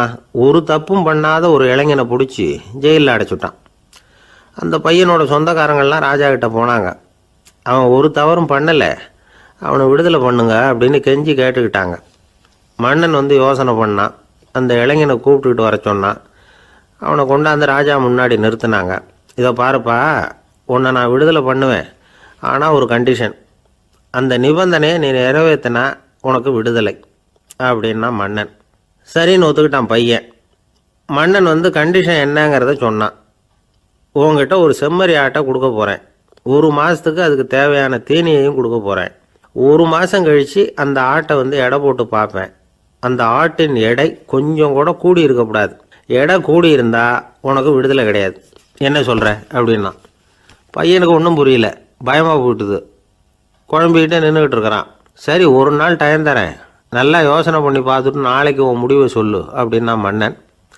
பையன் கவலையோடு வெளியில் வந்தான். அங்கே ஒரு பெரியவர் நின்றுக்கிட்டு இருந்தார். அவர்கிட்ட விஷயத்தை சொன்னான். அந்த பெரியவர் இந்த பையனுக்கு காதோட காதாக ஒரு வழியை சொல்லி கொடுத்தார். அதை கேட்டதும் பையன் மறுபடியும் மன்னன் முன்னாடி வந்து நின்னா, உங்கள் நிபந்தனையை ஏற்றுக்கிறேன்னு சொன்னான். மன்னன் வந்து ஒரு ஆட்டுக்குட்டியையும் அதுக்கு 1 மாதத்துக்கு தேவைப்படுற தீவனத்தையும் கொடுக்கும்படியாக உத்தரவு போட்டான். கொடுத்தாங்க, ஓடிட்டு போயிட்டான். 1 மாதம் தினமும் தவறாமல் அந்த தீவனத்தை ஆட்டுக்குட்டிக்கு போட்டுக்கிட்டு இருக்கிறான். 1 மாதம் கழித்து அந்த ஆட்டை வந்து அரண்மனைக்கு ஓட்டிகிட்டு போனான். மன்னன் அதை எடை போட்டு பார்க்குறான், எடை கூடவே இல்லை, அப்படியே தான் இருக்குது. உடனே போட்ட நிபந்தனைப்படி அந்த இளைஞனை வந்து விடுதலை பண்ணிவிட்டான். சரி, ஆட்டுக்கு எடை கூடாமல் இருக்கிறதுக்கு அந்த பெரியவர் சொல்லி கொடுத்த யோசனை என்ன அப்படின்னா, அது வேற ஒன்றும் இல்லை. அந்த ஆட்டுக்கு எதிரில் அது கண்ணில் படுற மாதிரி ஒரு ஓநாயை கட்டி போட சொன்னார். அவ்வளவுதான். ஆட்டுக்கு ஓநாய்ங்கிறது பிறவி பகை. ஓநாயை பார்த்தா ஆடு நடுங்க ஆரம்பிச்சிரும், அவ்வளவு பயம். தினமும் அந்த ஆடு பயந்துக்கிட்டே தீனி சாப்பிட்டுது, எடை கூடல. அதுதான் ரகசியம். இது வந்து சின்ன பிள்ளைங்களுக்கான ஒரு கதை. இதிலேருந்து தெரிஞ்சுக்க வேண்டிய உண்மை என்னன்னா, நாமெல்லாம் சாப்பிட்றப்ப மனசும் உடம்பும் அமைதியாக இருக்கணும். அப்போ தான் அது உடம்புல ஒட்டும். அவசரத்துலேயும் பயத்துலையும் சாப்பிட்டா அது சரியாக ஜீரணம் ஆகாது. இன்னொரு ராஜா இருந்தார். அவரும் ஒரு இளைஞனை ஜெயிலில் அடைச்சி விட்டார். விடுதலை பண்ணணும்னா ஒரு கண்டிஷன்னார். என்னன்னு கேட்டான். ஒரு ஆட்டுக்குட்டியை அவன் முன்னாடி கொண்டாந்து நிறுத்துவேன், நீ அதுக்கிட்ட ஒரு கேள்வி கேட்கணும், அதுக்கு சரியான பதிலை சொல்லணும், அப்படி செஞ்சுட்டா உனக்கு விடுதலைன்னார். இளைஞன் யோசனை பண்ணி பார்த்தான். சரின்னு ஒத்துக்கிட்டான். அது பிரகாரமே ஆட்டுக்குட்டியை பதில் சொல்ல வச்சுட்டான். என்ன நடந்தது தெரியுமா? ஆட்டுக்குட்டியை கொண்டாந்து நிறுத்தினாங்க. இவன் மெதுவாக அதுக்கிட்ட போனான். அது காதுகிட்ட போய் ஏப்ரலுக்கு அடுத்த மாதம் என்ன மாதம்னு கேட்டான். அது உடனே மேன்னு கத்திச்சு. இவன் விடுதலை ஆயிட்டான்.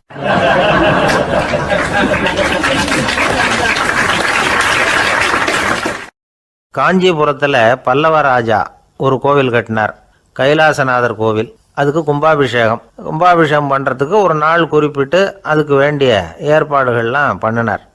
முதல் காரியமாக கடவுளை வேண்டிக்கிட்டார். நீங்கள் இந்த கும்பாபிஷேகத்துக்கு நேரில் வந்து கலந்துக்கணும்னார். கடவுள் அந்த ராஜா கனவுல வந்தார். நீ கும்பாபிஷேகம் வச்சிருக்கிற அதே நாளில் அதே நேரத்தில் எனக்கு இன்னொரு ஊரில் ஒரு கும்பாபிஷேகம் இருக்குது, அதுக்கு போக வேண்டியிருக்கு. அதாவது திருநின்ற ஊரில் என்னுடைய பக்தர் ஒருத்தர், அவரும் ஒரு கோயில் கட்டி கும்பாபிஷேகம் செய்கிறார். நான் அதுக்கு போக வேண்டியிருக்கு, அதனால் உன்னுடைய தேதியை நீ மாற்றி வச்சுக்கோ அப்படின்னார். கடவுள் தான் எங்கேயும் இருக்கிறவராச்சே, அவர் நினச்சா 2 இடத்துலையும் இருந்து கோயில் கும்பாபிஷேகத்தை நடத்த முடியாதா? ஏன் அப்படி செய்யலை? அது ஒரு முக்கியமான காரணத்துக்காகத்தான். திருநின்ற ஊரில் இருந்த பூசலாருங்கிற அந்த அடியாரின் பெருமையை இந்த உலகத்துக்கு எடுத்து காட்டணுங்கிறதுக்காகத்தான் கடவுள் அந்த ராஜா கிட்ட அப்படி சொன்னார். சரி, அந்த அடியார் அப்படி என்னதான் பெருசாக கோயில் கட்டி விட்டார்? ராஜா கட்டின கோயிலை விட பெருசா? அவர் கட்டினது கருங்கல்லாலேயோ மண்ணாலேயோ மரத்தாலேயோ இல்லை. அவர் கட்டின கோயில் வேறு மாதிரி.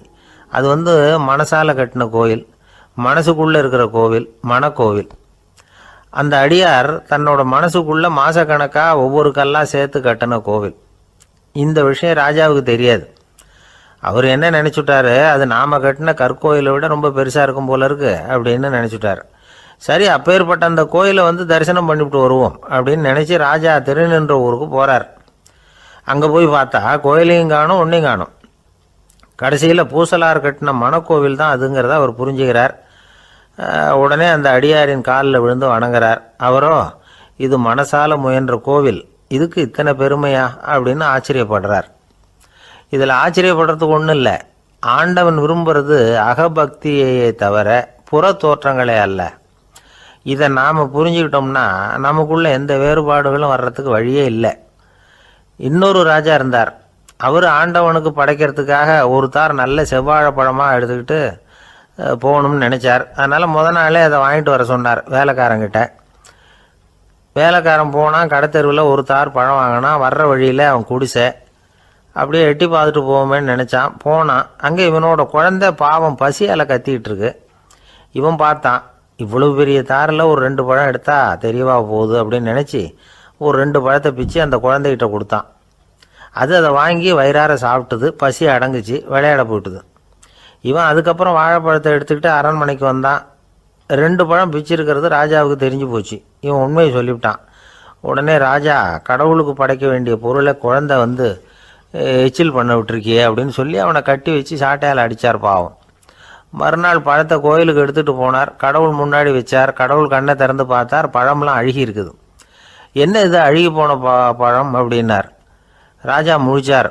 நல்லா தானே இருந்தது அப்படின்னு நினச்சார். அப்போ கடவுள் அந்த ராஜா கிட்ட சொன்னாராம், இதை பார்ப்பா, இந்த தாரில் 2 பழம் தான் நல்ல பழம். அந்த 2 பழங்களையும் நேற்றுக்கே நான் சாப்பிட்டுட்டேன் அப்படின்னாராம். அப்போ தான் ராஜாவுக்கு புரிஞ்சுது, ஏழை குழந்தையின் பசியை தீர்க்கறதுக்காக உதவுன அந்த 2 பழம்தான் இறைவன் சாப்பிட்ட பழம்னு. இறைவன் இருக்கிற இடம் எது? இதுதான். ஆந்திர நாட்டில் ஒரு அரசர் இருந்தார். அந்த அரசர்கிட்ட ஒரு அமைச்சர் இருந்தார். அந்த அமைச்சர் பேர் ராயண பாஸ்கர். அவர் ஒரு பெரிய அறிவாளி. அது மட்டும் இல்லை, மிகச்சிறந்த கொடையாளி. யார் எது கேட்டாலும் இல்லைன்னு சொல்ல மாட்டாராம். அதன் காரணமாகவே அவர்கிட்ட இருந்த செல்வம் நாளுக்கு நாள் குறைஞ்சிக்கிட்டே வந்துட்டு தான். கடைசியில் குடும்பத்துக்குன்னு எதுவும் வைக்காமலே அவர் போய் சேர்ந்துட்டார். மகனும் இறந்துட்டார். அந்த குடும்பத்தில் மிஞ்சி இருந்தது அவருடைய மருமகள், ஒரு பேரன், அவ்வளவுதான்.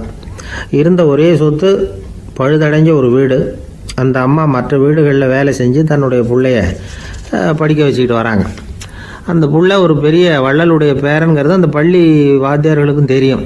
அதனால் அவங்களும் இவங்ககிட்ட கொஞ்சம் அன்பாகவும் அக்கறையாகவும் பழகி பாடம் சொல்லி கொடுத்துக்கிட்டு இருக்கிறாங்க. ஒரு நாள் ஒரு புகழ்பெற்ற கவிஞர் ஒருத்தர் அந்த பள்ளிக்கூடத்துக்கு வந்திருக்கிறார். ஆசிரியர்கள்கிட்ட பேசிக்கிட்டு இருந்தப்போ ஒரு செய்தியை சொன்னாராம்.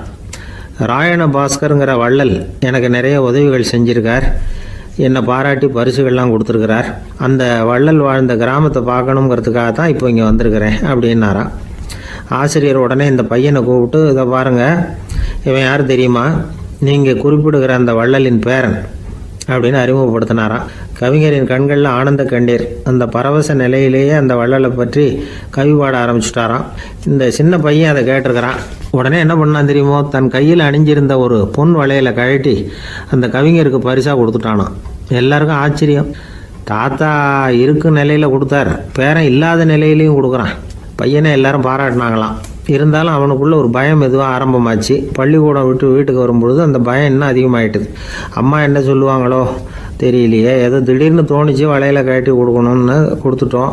குடும்பம் இருக்கிற நிலையில் இப்படி நான் செஞ்சது தப்பா, வீட்டு செலவுக்கே அம்மா எவ்வளவு கஷ்டப்படுறாங்க, வீட்டுக்கு போனதும் என்ன நடக்குமோ தெரியலையே அப்படின்னு நினச்சி பயந்துக்கிட்டே அவன் வீட்டுக்குள்ளே அடி எடுத்து வைக்கிறான். அம்மா கூப்பிட்டு சாப்பாடு போட்டாங்க. அவங்க கண்ணில் படக்கூடாதுங்கிறதுக்காக ஒரு கையை பின்னாடி மறைச்சிக்கிட்டே இருந்தான். அம்மா இதை கவனிச்சிட்டாங்க.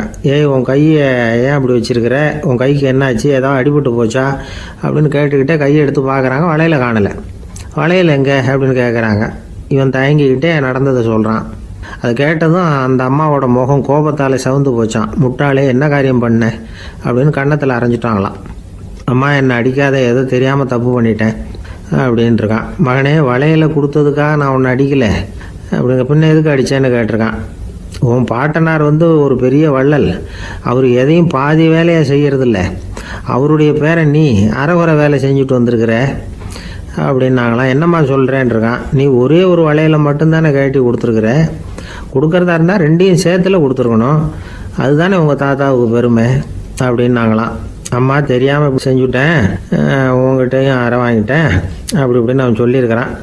இப்போ அம்மா கொஞ்சம் இருங்க, அந்த கவிஞர் இன்றைக்கி நம்ம ஊரில் தான் தங்கியிருப்பார், நாளைக்கு காலையில் தான் அவர் எங்கே இருக்காருன்னு விசாரித்து இன்னொரு வளையலையும் கொடுத்துட்றேன் அப்படின்ட்டுருக்கான். மகனே, நல்ல செயல்களையெல்லாம் நாளைக்குன்னு ஒத்தி போடாத, நாளைக்கு என்ன நடக்குங்கிறது யாருக்கு தெரியும், இப்போவே போ, எங்கே இருக்காருன்னு பாரு அப்படின்ட்டுருக்காங்க.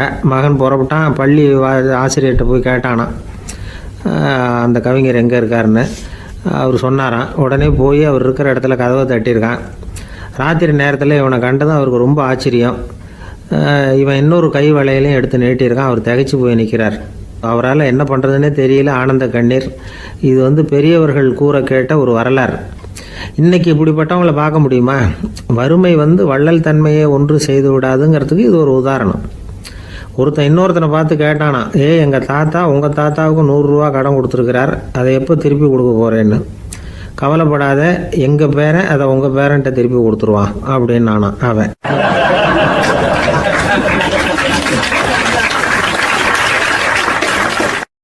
ஒரு ஊரில் ஒரு மன்னர் இருந்தார். புத்தி கூர்மை உள்ள ஒரு மன்னர். பொதுவாக மன்னர்களுக்கு சந்தேகம் வந்தால் சபையில் உள்ள சான்றோர்கள்கிட்ட கேட்டு தெரிஞ்சுக்கிறது தானே வழக்கம். ஆனால் இங்கே அப்படி இல்லை. மற்றவங்களுக்கு சந்தேகம் வந்தால் மன்னர்கிட்ட கேட்டு தெரிஞ்சுக்குவாங்க. அது மாதிரி கேட்டு தெரிஞ்சுக்கிறதுக்காக ஒரு பெரியவர் ஒரு நாள் வந்தார். அவர் கையில் 3 பொம்மைகள் வச்சுருந்தார். 3 ஒரே மாதிரி பொம்மைகள், கொஞ்சம் கூட வித்தியாசம் தெரியல. ஏது இந்த பொம்மைன்னு கேட்டார் மன்னர். எனக்கு வேண்டியப்பட்ட ஒருத்தங்கிட்ட இருந்து இதை வாங்கிட்டு வந்திருக்கிறேன், நான் தான் அவன்கிட்ட இந்த பொம்மையை செஞ்சு கொடுக்கும்படியா கேட்டுக்கிட்டேன். அவன் ரொம்ப புத்திசாலி, அவன் தான் இதை செஞ்சு கொடுத்தான், ஆனால் அதில் ஒரு சிக்கல் அப்படின்னார். என்ன பிரச்சனைன்னு கேட்டிருக்காரு இவர். நான் அவன்கிட்ட கேட்டது 3 விதமான பொம்மைகளாக இருக்கணும்னு கேட்டேன். அவன் என்னடான்னா 3 ஒரே மாதிரியாக செஞ்சு கொடுத்துட்டான் அப்படின்னார். அவன்கிட்டயே கேட்கறது தானே அப்படின்ட்டுருக்காரு இவர். கேட்டேன், அவன் என்ன சொல்கிறான்னா, இது 3 ஒரே மாதிரி பொம்மை கிடையாது, 3 விதம், ஒன்றுக்கு ஒன்று வித்தியாசம் இருக்குது. இந்த 3 பொம்மையும் 3 விதமான நண்பர்களுக்கு உதாரணங்கள் அப்படின்னு சொல்கிறான். எனக்கு ஒன்றும் புரியல, அதுதான் உங்ககிட்ட வந்தேன் அப்படின்னார். சரி, அந்த பொம்மைகளை இப்படி கொடுங்க அப்படின்னு வாங்கினார் மன்னர்.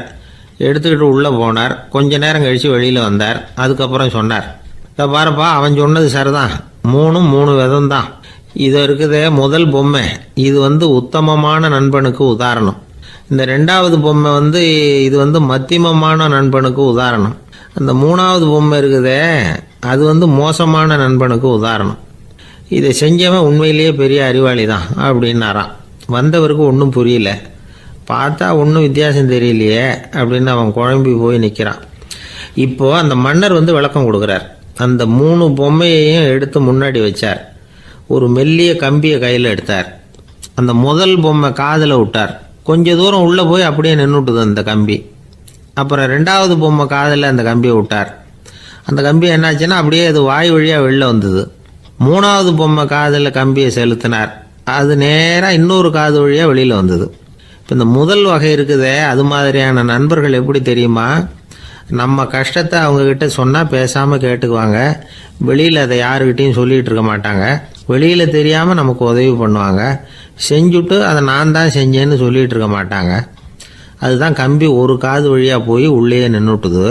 ரெண்டாவது பொம்மையில் கம்பி என்னாச்சு, ஒரு காது வழியாக போய் வாய் வழியாக வெளியில் வருது.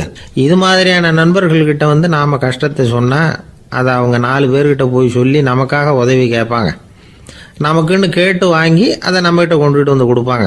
இவங்க மத்தியமமான நண்பர்கள். மூணாவது பொம்மையில் ஒரு காது வழியாக செலுத்துகிற கம்பி இன்னொரு காது வழியாக வெளியில் வந்துடுது. இது மாதிரியான நண்பர்கள்கிட்ட நம்ம கஷ்டத்தை சொன்னால் அவங்க காது கொடுத்து கேட்குறது மாதிரி நடிப்பாங்க. அப்படியே இன்னொரு காது வழியாக அதை வெளில விட்டுருவாங்க.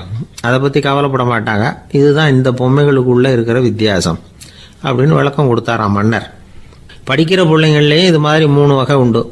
சில பேர் காதால் வாங்கி மனசில் வச்சுக்குவான். சில பேர் காதால் வாங்கி பேனாவால் எழுதி விடுவான். சில பேர் ஒரு காதால் வாங்கி இன்னொரு காதால் வெளியில் விட்டுருவான். ஒரு பையன் வகுப்பில் ஆசிரியர் பாடம் நடத்தும் பொழுது தலையை வேகமாக ஆட்டி ஆட்டி கேட்பானான். ஏன்டா இப்படி தலையை இப்படி ஆட்டுற அப்படின்னு கேட்டிருக்கான் பக்கத்தில் இருந்தவன். தலையை ஆட்டினா தாண்டா ஒரு காது வழியாக உள்ளே போகிறது இன்னொரு காது வழியாக வெளியில் வேகமாக வெளில போகும் அப்படின்னானா அந்த பையன்.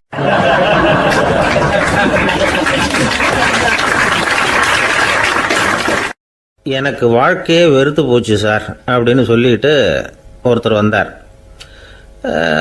கொஞ்ச நேரம் பேசினதுக்கப்புறம் அவர் அப்படி சொல்லியிருந்தா அதில் ஒரு அர்த்தம் இருந்திருக்கும். வர்றதுக்கு முன்னாடியே வாழ்க்கை வெறுத்து போச்சுன்னு சொல்லிட்டு வர்றார்.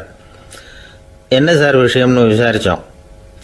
எங்கள் வீட்டில் தினம் 3 வேளையும் ஒரே மாதிரி சாப்பாடு சார், வித்தியாசமே கிடையாது. இப்படியே 3 மாதமாக சாப்பிட்டுக்கிட்டு இருக்கிறேன். அதை விட பட்டினி கிடந்து செத்துடலாம்னு தோணுது அப்படின்னார். ஒரு பெரியவர் சொன்ன தத்துவத்தை சொல்கிறதுக்கு ஆள் கிடைக்காம தவிச்சுக்கிட்டு இருந்தோம். இப்போ ஒருத்தர் கிடைச்சிட்டார். விட்டுலாமா? உடனே அவரை உட்கார வச்சு சொல்ல ஆரம்பிச்சிட்டோம். அதாவது நாம் அனுபவிக்கிற உணர்வுகளில் களிப்பு, மகிழ்வு, ஆனந்தம் இது 3க்கும் ஒன்றுக்கு ஒன்று வித்தியாசம் உண்டு. மேம்போக்காக பார்க்குறதுக்கு இது 3 ஒன்று மாதிரி தோணும். ஆனால் அது அப்படி இல்லை. களிப்புங்கிறது உடம்பை பொறுத்தது, மகிழ்வுங்கிறது மனசை பொறுத்தது, ஆனந்தம்ங்கிறது ஆன்மாவை பொறுத்தது. இப்படி இந்த 3 வகையான அந்த சுவைப்புகளின் தன்மையும் வேற வேற. இப்போ முதல்ல களிப்புங்கிறத எடுத்துக்குவோம். நம்ம புலன்களுக்கு களிப்பை தரக்கூடிய பொருள்களுக்கு சில விசேஷ குணம் உண்டு. அது எப்படின்னா, சீக்கிரமே சலிப்பை உண்டு பண்ணும். ஒருத்தர் அந்த பொருளை எடுத்துக்கிட்டா அது இன்னொருத்தருக்கு குறைஞ்சிரும். உணவு, உடை இதெல்லாம் களிப்பை தரக்கூடிய பொருள்கள். இப்போ உதாரணத்துக்கு ஒரு சாப்பாட்டு மேசையில் ஒரு பாத்திரத்தில் 10 இட்லி இருக்குது. அதில் ஒரு 2 இட்லியை நம்ம தட்டில் எடுத்து வச்சு சாப்பிட்றோம். நாம் சாப்பிட்ட அந்த இட்லி நிச்சயமாக எதிரில் உட்காந்துருக்கிறவருக்கு இல்லை, அவருக்கு உபயோகப்படாது. நாம் சாப்பிட்ட அதே இட்லியை அவரும் சாப்பிட முடியாது, அவர் வேறு தான் எடுத்து வச்சுக்கணும். அது மாதிரி நாம் ஒரு சட்டையை எடுத்து போட்டுக்கிறோம். அதே சட்டையை அதே நேரத்தில் இன்னொருத்தர் போட்டுக்க முடியாது. புலன்களுக்கு களிப்பை தரக்கூடிய இது மாதிரி பொருள்கள்லாம் முதல் தடவை நமக்கு கொடுக்குற களிப்பை 2வது தடவையும் கொடுக்காது. 3வது தடவை இன்னும் குறையும். கடைசியில் வெறுப்பாக மாறிடும். ஒவ்வொன்றா இட்லியை தொடர்ந்து சாப்பிட்றோம்னு வச்சுக்கோங்க, முதல் இட்லி தரக்கூடிய சுவையை 30வது இட்லி தராது. முதல் தடவை புது சட்டையை போட்டுக்கிறப்ப நமக்கு இருக்கிற களிப்பு அதே சட்டையை 100வது தடவையாக போட்டுக்கிறோம்னு வைங்க, அப்போ இருக்குமா? இருக்காது. இதுதான் களிப்பு. அதாவது சீக்கிரமே சலிப்பை தரக்கூடியது. ஒருத்தர் எடுத்துக்கிட்டால் இன்னொருத்தருக்கு குறைஞ்சி போகக்கூடியது. ஆனால் மகிழ்ச்சிங்கிறது அப்படி இல்லை. ஒருத்தர் அனுபவிக்கிறதுனால இன்னொருத்தருக்கு குறைஞ்சி போகாது. இப்போ காலையில் சூரியன் உதயம் ஆகிறத பார்த்து சந்தோஷப்படுறோம், அதையே இன்னொருத்தரும் பார்த்து சந்தோஷப்படலாம். ஒரு நல்ல சங்கீதத்தை கேட்குறோம், ஒரு அழகான ஓவியத்தை ரசிக்கிறோம், நீங்கள் ரசிக்கிற அதே நேரத்தில் இன்னொருத்தரும் அதை ரசிக்கலாம். அதனால் அது குறைஞ்சி போகிறதில்ல. இது மகிழ்வு. ஆனால் ஒன்று, ஒரே பாடலை திரும்ப திரும்ப கேட்டுக்கிட்டு இருந்தால் கடைசியில் அலுப்பு தட்டும். அதாவது மகிழ்வுங்கிறது எப்படின்னா, மற்றவங்களோட பகிர்ந்து கொள்றதுனால குறையாது. ஆனால் ஒரே பொருள் மீண்டும் மீண்டும் அனுபவிப்ப தர்றப்போ முதல்ல மகிழ்வு அதிகரித்து அதுக்கப்புறம் அது மங்கி மறைஞ்சு போயிடும். இதுதான் அந்த மகிழ்வுங்கிறதுக்கு இலக்கணம். சரி, இப்போ மூணாவதாக சுகம் தரக்கூடிய ஆனந்தம்ங்கிறது எப்படின்னா, இது நமக்கு உள்ளே இருந்து சுரக்கிறது. மனசு சலனங்கள்லேருந்து விடுபடுறப்போ இந்த ஆனந்தம் நமக்கு கிடைக்கும். இது நிலையான சுகம், ஆத்ம சுகம். களிப்பிலிருந்து மகிழ்வுக்கும் மகிழ்விலிருந்து ஆனந்தத்துக்கும் செல்றது தான் மனிதன் நடத்த வேண்டிய முக்கியமான பயணம். இவ்வளவு விஷயத்தையும் கேட்டுட்டு இந்த காலத்து பையன் ஒருத்தன் வந்தான். சார், இப்போ நீங்கள் ஒரு சாப்பாட்டு மேசையில் ஒரு 10 இட்லி வைக்கிறீங்க, என்ன உட்கார வைங்க, எதிரில் இன்னொருத்தனை உட்கார வைங்க, நான் களிப்பு மகிழ்வுலாம் தாண்டி நேரடியாக ஆனந்தத்துக்கு பயணம் பண்ணி காட்டுறேன் அப்படின்னா. ஒன்றும் புரியல அவன் சொன்னது. அது எப்படி, என்ன பண்ணுவ நீ அப்படின்னு சொல்லி கேட்டோம் ஆச்சரியமா. 2 இட்லி சாப்பிட்டா தானே சார் களிப்பு, நான் 10 இட்லியும் மொத்தமாக சாப்பிட்ருவேன், அடுத்தவனுக்கு எதுவும் கிடைக்காது, அவனுக்கு கிடைக்காதபடி நாமே சாப்பிட்டுடுறோம்ல, அதுதானே நமக்கு ஆனந்தம் அப்படின்னு அதுக்கு ஒரு விளக்கம் சொல்கிறான்.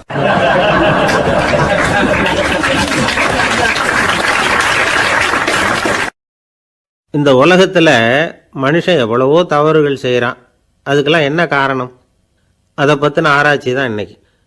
இதுக்கு ஆராய்ச்சி என்னத்துக்கு, அது தெரிஞ்ச விஷயம் தானே அப்படின்னு நீங்கள் நினைக்கலாம். ஆனால் அப்படி அலட்சியமாக இந்த விஷயத்தை விட்டுறக்கூடாது. பொதுவாக எல்லோரும் நினைக்கலாம், எது சரி எது தவறு அப்படின்னு தெரியாததுனால தான் மனுஷன் தப்பு பண்ணுறான் அப்படின்னு. ஆனால் அப்படி சொல்லிட முடியாது. மனுஷன் தெரிஞ்சே தான் தவறுகள் பண்ணுறான். இப்போ உதாரணத்துக்கு, ஒரு சாலையில் இடது பக்கம் போக வேண்டிய ஒருத்தர் நடுக்கோட்டை தாண்டி வலது பக்கமாக வண்டியை ஓட்டிகிட்டு போகிறாருன்னு வச்சுக்கோங்க. என்னப்பா இது தப்பு இல்லையா அப்படின்னு அவர்கிட்ட கேட்டால், அதெல்லாம் எனக்கு தெரியும், நீ உன் வேலையை பார்த்துட்டு போ அப்படிம்பார். வலது பக்கமாக போகிறது தப்புன்னு தெரிஞ்சே தான் அவர் அப்படி செய்கிறார், அப்படி போகிறார். பெரிய உத்தியோகத்தில் இருக்கிறவங்க கூட லஞ்சம் வாங்குறாங்க. அவங்களுக்கெல்லாம் லஞ்சம் வாங்குறது தப்புன்னு தெரியலன்னு அர்த்தம்? திருடுறது தப்புன்னு தெரியாமலாம் மனுஷன் திருடுறான்? நல்லாவே தெரியும். நீங்கள் வேணும்னா கேட்டு பாருங்கள், வேறு வழி இல்லை அதனால தான் திருடுறேன்பா. திருடுறது ஒரு புண்ணியமான காரியம்னு திருடனே கூட சொல்ல மாட்டான். திருடுறது தவறுங்கிறது திருடனுக்கு தெரியும் அப்படிங்கிறத விளக்கறதுக்காக ஒரு பெரியவர் ஒரு கதை சொன்னார்.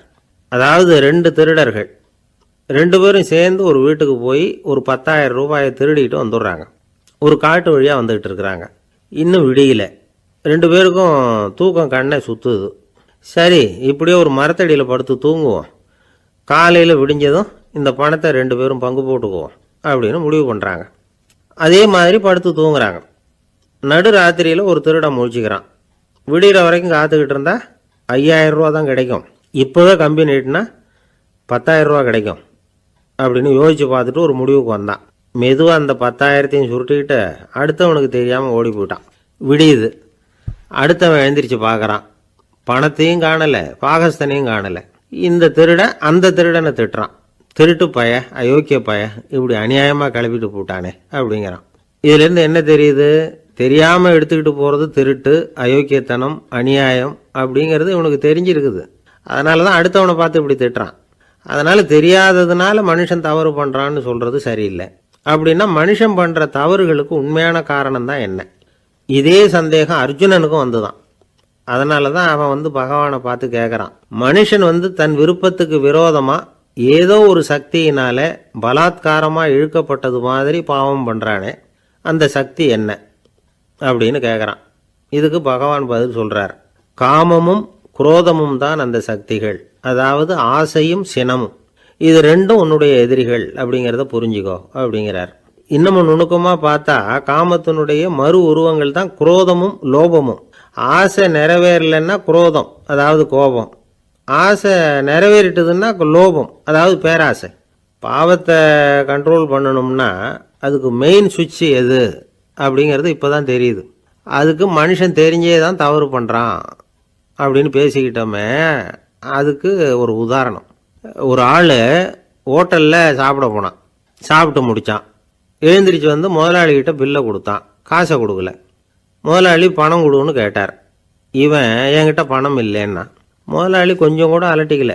உள்ளே இருந்து ஒரு ஆளை கூப்பிட்டார். இவனை கூப்பிட்டுக்கிட்டு போய் இட்லி மாவு ஆட்ட சொல்லுன்னார். இவனும் கவலைப்படாமல் உள்ளே போயிட்டான். அப்போது அழைச்சிட்டு போகிற ஆள் கேட்குறான், ஏன் சார் சாப்பிட்றதுக்கு முன்னாடி காசு இல்லைங்கிறது உங்களுக்கு தெரியாதா அப்படின்னு கேட்குறான். தெரியும், காசு இல்லைங்கிறதும் தெரியும், காசு இல்லாமல் சாப்பிட்டா மாவாட்டணுங்கிறதும் தெரியும் அப்படின்னா அந்த ஆள். அப்படின்னா நீங்கள் உங்கள் வீட்லேயே சாப்பிட்ருக்கலாமே அப்படின்னு கேட்குறான் அவன். அதுக்கு இவர் சொல்கிறாரு, அது எப்படி, அங்கே சாப்பிட்டாலும் நான் இதே வேலையை தானே செய்ய வேண்டியிருக்கும் அப்படின்னாராம்.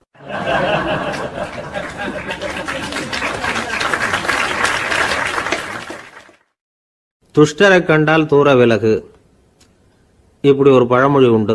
எதுக்காக இப்படி சொல்லி வச்சாங்க? துஷ்டன் ஏதாவது தொந்தரவு கொடுப்பான், அதனால் அவனை கண்டா பயந்துக்கிட்டு ஓடி ஒளிஞ்சிக்கோ அப்படின்னா இதுக்கு அர்த்தம் அப்படி இல்லை. ஒரு துஷ்டன்கிட்ட நெருங்கி போகிறோம்னு வச்சுக்கோங்க, அவன் நமக்கு கெடுதலான ஆலோசனைகள் எதையும் சொல்லலாம், அல்லது அவன் தீய உணர்வுகள் உள்ளவனா இருக்கலாம், அல்லது தீய செயல்கள் செய்யக்கூடியவனா இருக்கலாம், அல்லது தீய நட்புனால அவன் ஏற்கனவே கெட்டு போனவனா கூட இருக்கலாம். இப்படிப்பட்டவனை நெருங்கி போனால் அவனோட பாதிப்பு நமக்கும் வந்துடும். அதனால் விலகி போ அப்படின்னு சொல்கிறாங்க. இதையே கொஞ்சம் விவரமாக இப்போ பார்ப்போமே. இப்போ இந்த துஷ்டர்களை 4 வகையாக பிரிக்கிறாங்க. இந்த 4 வகைக்கும் உதாரணம் வேணும்னா வேற எங்கேயும் போக வேண்டியதில்லை, மகாபாரதத்தை பார்த்தாவே போதும். அதில் இந்த 4 வகையான தீயோரும் வர்றாங்க. முதல் வகைக்கு உதாரணம் சகுனி. இவன் மனசில் எப்பவும் தீய எண்ணங்கள் தான் நிறைஞ்சிருக்கும். கனவுல கூட தீய ஆலோசனைகள். யாராவது ஒருத்தர் நல்லபடியாக வாழ்ந்தா அதை இவனால் சகிச்சிக்க முடியாது. இப்படிப்பட்டவனோட நெருங்கிய தொடர்பு துரியோதனனுக்கு கிடைச்சிது. துரியோதனன் எப்படின்னா, அவன் ஏற்கனவே தீய காரியங்கள் செய்யறதுக்கு தயங்காதவன். அப்படிப்பட்டவனுக்கு தீய போதனைகள் செய்யறதுக்கு சகுனி உதவுனான். இந்த 2 பேரோட சகவாசம் இன்னொருத்தனுக்கு கிடைச்சது. அவன் யாருன்னா துச்சாதனன். அவன் தீய நடத்தை உள்ளவன். இந்த 3 பேரும் ஒன்று சேர்ந்தா என்னத்துக்கு ஆகும்? உலகமே கெட்டு போடும்ல. இந்த 3 துஷ்டர்களோட நல்லவன் ஒருத்தன் சேர்ந்தான். அவன் தான் கர்ணன்.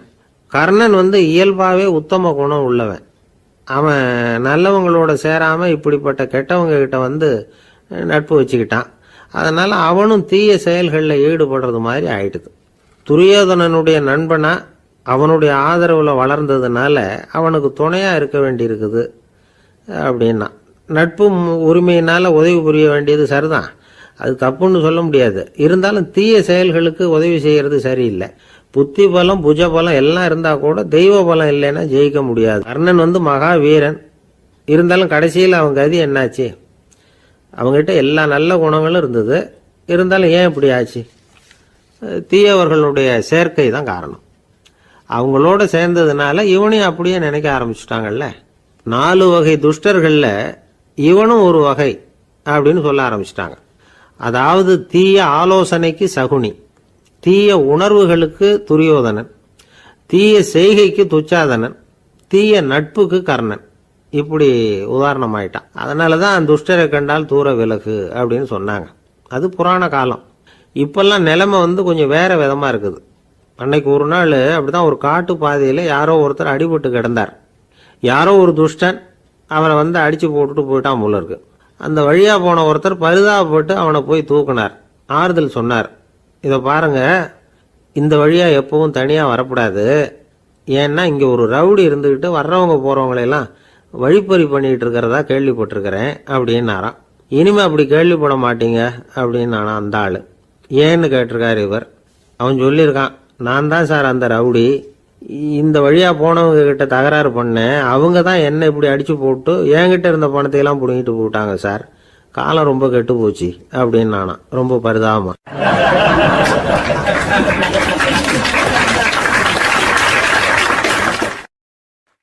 ஒரு ஊரில் ஒரு பெரிய செல்வந்தர் இருந்தார். பணத்துக்கு பஞ்சம் இல்லை. அதனால் இந்த உலகத்தில் முடியாத காரியம் எதுவும் இல்லைன்னு நினைச்சார். பணம் இருந்தாலும் அந்த நினப்பு தானாக வந்துடும். அதனால் இவரும் அப்படி நினைச்சதில் ஒன்றும் தப்பு இல்லை. அந்த ஊருக்கு குருநானக் ஒரு தடவை வந்தார். அவருக்கு இந்த செல்வந்தர் ரொம்ப பிரமாதமாக ஒரு வரவேற்பு கொடுத்தார். ஊர் எல்லையிலேயே. எங்கள் வீட்டுக்கு வந்து விருந்து சாப்பிட்டுட்டு போகணும்னு கேட்டுக்கிட்டார். அவரும் சரின்னு ஒத்துக்கிட்டார். உடனே தன்னுடைய பங்களாவில் ஒரு பெரிய விருந்துக்கு ஏற்பாடு பண்ணார். குருநானக்கை அழைச்சிட்டு வீட்டுக்கு போனார். உட்கார வச்சார். ஐயா, நான் இந்த ஊர்லேயே ரொம்ப பெரிய வசதி உள்ளவன். என்னால் எல்லாம் முடியும். உங்களுக்காக நான் என்ன செய்யணும்னு சொல்லுங்கள். எதுவாக இருந்தாலும் பரவாயில்ல, எவ்வளவு செலவானாலும் பரவாயில்ல, என்னால் செய்ய முடியும். என்ன செய்யணும்னு சொல்லுங்கள், அது போதும், நான் செய்கிறேன் அப்படின்னு நான் ரொம்ப பணிவா. இதை கேட்டதும் குருநானக் சிந்திச்சார் கொஞ்ச நேரம். அதுக்கப்புறம் தன்னோட சட்டை பைக்குள்ளே கையை விட்டு ஒரு பழைய ஊசி ஒன்று எடுத்தார். அந்த செல்வந்தர்கிட்ட கொடுத்தார். இதை பாருங்கள், இவ்வளவு தூரம் நீங்கள் கேட்கறதுனால சொல்கிறேன். எனக்கு நீங்கள் செய்ய வேண்டிய உதவி இதுதான்னார். ஊசியை கையில் வாங்கிக்கிட்டு இதை என்ன செய்யணும்னு சொல்லுங்க அப்படின்னார் அவர். நீங்கள் செய்ய வேண்டியது என்னென்னா, இந்த ஊசியை பத்திரமா வச்சிருக்கணும். நாம் 2 பேரும் இறந்து போனதுக்கு பின்னாடி இன்னொரு உலகத்தில் நாம் சந்திக்கக்கூடிய வாய்ப்பு இருக்குது. அப்போ இந்த ஊசியை என்கிட்ட கொண்டாந்து கொடுக்கணும். இதுதான் நீங்கள் எனக்காக செய்ய வேண்டிய உதவி அப்படின்னார் குருநானக் லேசாக சிரிச்சுக்கிட்டே. இதை கேட்ட உடனே இந்த பெரியவர் முழிக்க ஆரம்பிச்சிட்டார். அது எப்படிங்க, நான் சாகிறப்ப எப்படி இந்த ஊசியை எடுத்துக்கிட்டு இன்னொரு உலகத்துக்கு வர முடியும்னார். ஊசி மாதிரி ஒரு சின்ன பொருளை கூட இந்த உலகத்தை விட்டு நாம் போகிறப்ப எடுத்துகிட்டு போக முடியாதுங்கிறப்போ உங்களோட செல்வத்தையெல்லாம் எப்படி அங்கே எடுத்துகிட்டு வர போகிறீங்க அப்படின்னு கேட்டார் குருநானக். அதுக்கப்புறம் தான் அந்த பெரியவர் யோசிக்க ஆரம்பித்தாராம். குருநானக் சொல்கிறார், இதை பாருங்கள், நாம் செய்கிற நல்லது கெட்டது தான் கடைசி வரைக்கும் நம்ம கூட இருக்கும். அடுத்தவங்க நல்லா இருக்கணுங்கிறதுக்காக பொருளை செலவு செய்யணும். அப்படி செய்யலைன்னா எந்த பிரயோஜனமும் இல்லை அப்படின்னார். அதுக்கப்புறம் தான் அந்த செல்வந்தரின் அறிவு கண் திறந்து தான். உடனே குருநானக்கை வணங்கினார். ஐயா, என்கிட்ட இருந்த ஆணவம் போயிட்டுது. இனிமேல் என்கிட்ட இருக்கிற செல்வத்தை நல்ல வழியில் செலவழிப்பேன் அப்படின்னாராம். நம்மக்கிட்ட இருக்கிற பணம் எப்பவும் நம்ம கூடவே வந்துக்கிட்டு இருக்காதுங்கிறதுக்கு இது ஒரு உதாரணம். அதுக்காக நாம் பணம் சேர்க்கறத பற்றி கவலைப்பட வேண்டியதில்லை, பேசாமல் படுத்து தூங்கிக்கிட்டு இருந்தால் போதும் அப்படின்னு இதுக்கு அர்த்தம் பண்ணிக்கப்படாது. முறையான வழியில் பணம் சேர்க்கணும், அதை முறையான வழியில் செலவு பண்ணணும். அதனால் ஏற்படக்கூடிய மன நிறைவு இருக்குது பாருங்கள், அது அனுபவித்தவங்களுக்கு தான் தெரியும். சொர்க்கத்துக்கு போகிறவங்க இங்கேருந்து பணத்தை எடுத்துகிட்டு போக முடியாது. ஆனால் நம்ம செல்வத்தை இங்கே மற்றவங்களுக்கு பயன்பட செய்து அதனால் ஏற்படுற புண்ணியம் இருக்குது பாருங்கள், அதை எடுத்துகிட்டு போக முடியுமா. இதுதான் ஆன்மீகவாதிகள்லாம் சொல்கிற கருத்து. ஜான் நியூட்டன் ஒருத்தர், அவர் சொன்னார், நான் எப்போவாவது சொர்க்கத்துக்கு போய் சேர்ந்தேன்னா அங்கே 3 அதிசயங்களை பார்ப்பேன்னார். என்னன்னு கேட்டாங்க. நான் யார் யார் இருக்க மாட்டாங்கன்னு நினச்சிக்கிட்டு இருந்தானோ அவங்களில் சில பேர் அங்கே இருப்பாங்க, அது ஒரு பெரிய அதிசயம்னார். சரி, அடுத்தது என்ன? 2வது அதிசயம் என்னன்னா, அங்கே இருப்பாங்கன்னு நான் எதிர்பார்த்த சில பேர் அங்கே இருக்க மாட்டாங்க அப்படின்னார். சரி, 3வது பெரிய ஆச்சரியம் என்ன அப்படின்னா, நான் அங்கே இருக்க பாருங்க, அதுதான் அந்த 3வது அதிசயம் அப்படின்னாராம்.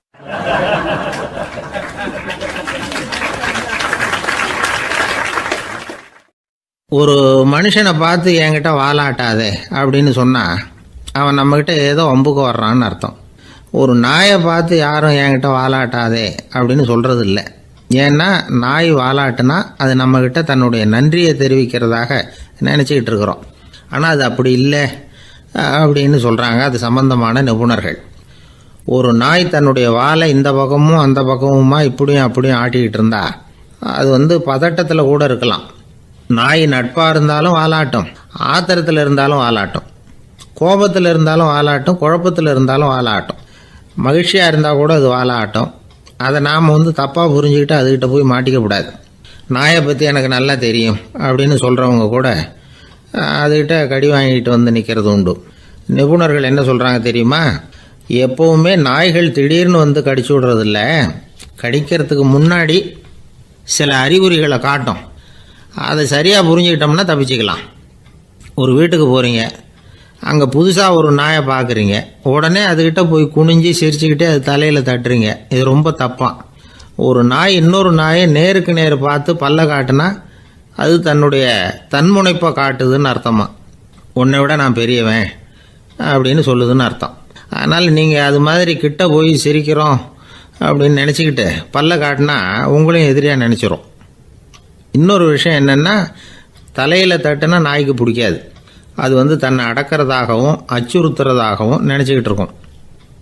சரி, அப்படின்னா புதுசாக ஒரு இடத்துல அல்லது வீட்டில் நாய்க்குட்டியை பார்த்தா என்ன பண்ணுறது? நீங்கள் சும்மா இருங்க, அதுவாக கிட்ட வரட்டும், அதுக்கப்புறம் அதுக்கிட்ட கனிவாக பேசுங்க. கன்னம், மார்பு, தோல் இங்கெல்லாம் தட்டலாம், தப்பு இல்லையா? தலையில் தான் தட்டப்படாதான். ஒரு நாய் வந்து உங்களை நோக்கி ஓடி வருது, நீங்களும் ஓடுனா அது துரத்த ஆரம்பிச்சிடும். அசையாமல் சில மாதிரி நின்றுடுங்க, அது கிட்ட வராது. அதுக்கு ஆர்வம் இல்லாமல் போயிடும். ஒரு தெருவில் சின்ன பிள்ளைங்க நிறைய பேர் விளையாடிக்கிட்டு இருக்கிறாங்க. அப்போ சில நாய்கள் அங்கே ஓடி வருது. எல்லாரும் ஓடினாங்க.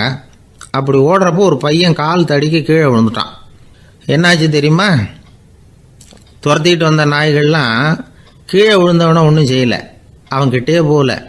ஓடிக்கிட்டு இருந்தாங்கல்ல பசங்க, அவங்கள துரத்திக்கிட்டு அவங்க பின்னாடி ஓடிச்சான். அதுதான் நாய்களுடைய சுபாவம். ஒரு நாய் நம்மளை நேருக்கு நேர் முறைச்சி பார்க்குதுன்னு வச்சுங்க, நாமளும் அதை முறைச்சி பார்க்கக்கூடாது. நாம் வேறு பக்கம் எங்கேயாவது பார்க்க ஆரம்பிச்சிடணும். ஒரு நாய் வந்து கோபமாக இருந்ததுன்னா அதோட வால் வந்து உறுதியாக நேராக நிற்கும். ஒரு நாய் பணிந்து போனால் அல்லது பயந்து போனால் அது தன்னோட வாலை காலுக்கு நடுவில் வச்சுக்கும். ஒரு நாய் நம்மளை பார்த்து பயந்து நிற்கிதுன்னு வச்சுங்க, அதனால் நமக்கு ஆபத்து இல்லைன்னு நினச்சிடக்கூடாது. உங்களை பார்த்துட்டு ஒரு நாய் ஒடுங்குச்சுன்னா நீங்கள் விலகி போயிடணும் அப்படின்னு அது நினைக்கிது. நிறைய பேர் பயந்து போன நாயால் கடிபடுறாங்க. இவன் நம்மளை விட பெரிய ஆள், மாட்டிக்கிட்டோம், வேறு வழி இல்லை அப்படிங்கிற நினப்பில் தான் நாய் வந்து கடிக்க ஆரம்பிக்குதான். இதே மாதிரி சங்கிலியால் கட்டி போடப்பட்டிருக்கிற நாயும் ஆபத்தானது தான்.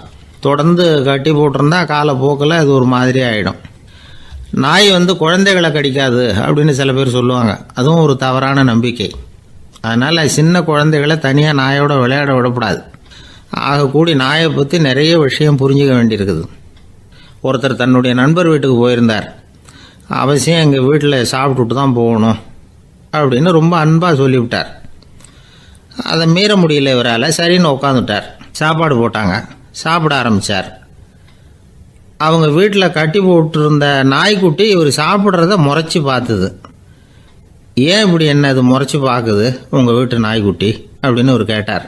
அப்போ அவங்க சொன்னாங்களாம், அதுக்கிட்ட ஒரு கெட்ட பழக்கங்க, தன்னோட தட்டில் யார் சாப்பிட்டாலும் அது அப்படி தான் முறைச்சி பார்க்கும் அப்படின்னாரா அவர்.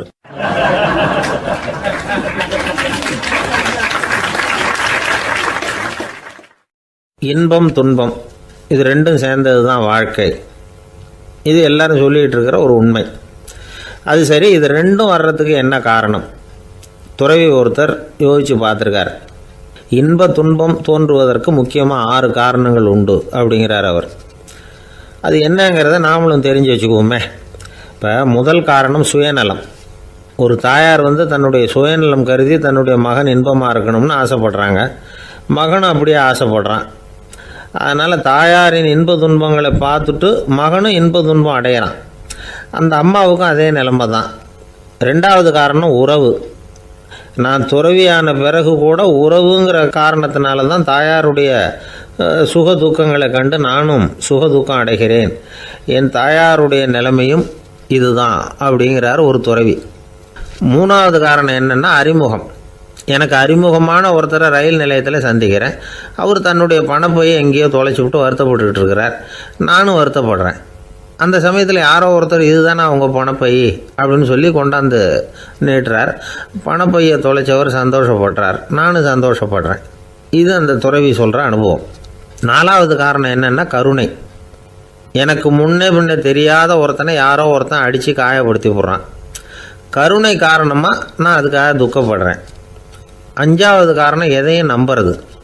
ஒரு பசுமாட்டை ஒரு முரணை அடிச்சுக்கிட்டு இருக்கிறான் அப்படின்னு ஒருத்தர் வந்து நம்மகிட்ட சொல்கிறாருன்னு வைங்க, உடனே நான் துக்கப்படுறேன். இன்னொருத்தர் வந்து அந்த முரணனை போலீஸ்காரங்க பிடிச்சிட்டு போயிட்டாங்கன்னு சொல்லி சொல்கிறாரு, நான் உடனே சந்தோஷப்படுறேன். 3வதாக ஒருத்தர் வந்து முதல் 2 பேரும் சொன்னது பொய்யுங்கிறார். அப்போ நான் இன்ப துன்பம் ரெண்டுமே இல்லாமல் நிம்மதியாக இருக்கிறேன். இது ஒரு விதம். அடுத்தது 6வது காரணம் என்னென்னா தன்மயமாகுதல். ஒரு நாவல் படிச்சுக்கிட்டு இருக்கிறோம், அதில் வர்ற பாத்திரங்களோடு நாம் ஒன்றி போயிடுறோம். அதில் வர்ற பாத்திரங்கள் சிரிச்சுதுன்னா நாமளும் சிரிக்கிறோம், அது அழுதுன்னா நாமளும் அழறோம். அதெல்லாம் வந்து அந்த துறவி சொல்கிற அனுபவ உண்மைகள். இன்ப துன்பம் இது ரெண்டும் தோன்றுவதற்கு சுயநலம், உறவு, அறிமுகம், கருணை, எதையும் நம்புறது, தன்மயமாகிறது, இது எல்லாம் தான் முக்கிய காரணம் அப்படின்னு அவர் சொல்கிறார். ஆகக்கூடி ஒட்டு மொத்தமாக யோசனை பண்ணி பார்த்தா பிற பொருள்கள் மீது பற்றுதல் காரணமாக தான் நாம் வந்து இன்ப துன்பம் அடையிறோம் அப்படிங்கிறத புரிஞ்சிக்க முடியுது. மனுஷன் வந்து இன்ப துன்பம் அடையிறதுக்கு 7வது காரணம் கூட ஒன்று உண்டு அப்படின்னு சொல்லிகிட்டே வந்தார் ஒருத்தர். அது என்ன அப்படின்னு கேட்டோம். அதுதான் சார் இந்த நீங்கள் சொல்லிட்டு வர்ற இன்று ஒரு தகவல்னார். எப்படி சொல்கிறீங்கன்னு கேட்டோம். இன்று ஒரு தகவல் கேட்க ஆரம்பிக்கிறப்போ மனசில் இன்பம், ஆரம்பித்த உடனே இது ஏற்கனவே கேட்ட சமாச்சாரமாச்சே அப்படின்னு நினைக்கிறப்போ துன்பம் அப்படின்னு அதுக்கு ஒரு விளக்கம் கொடுத்தார் அவர்.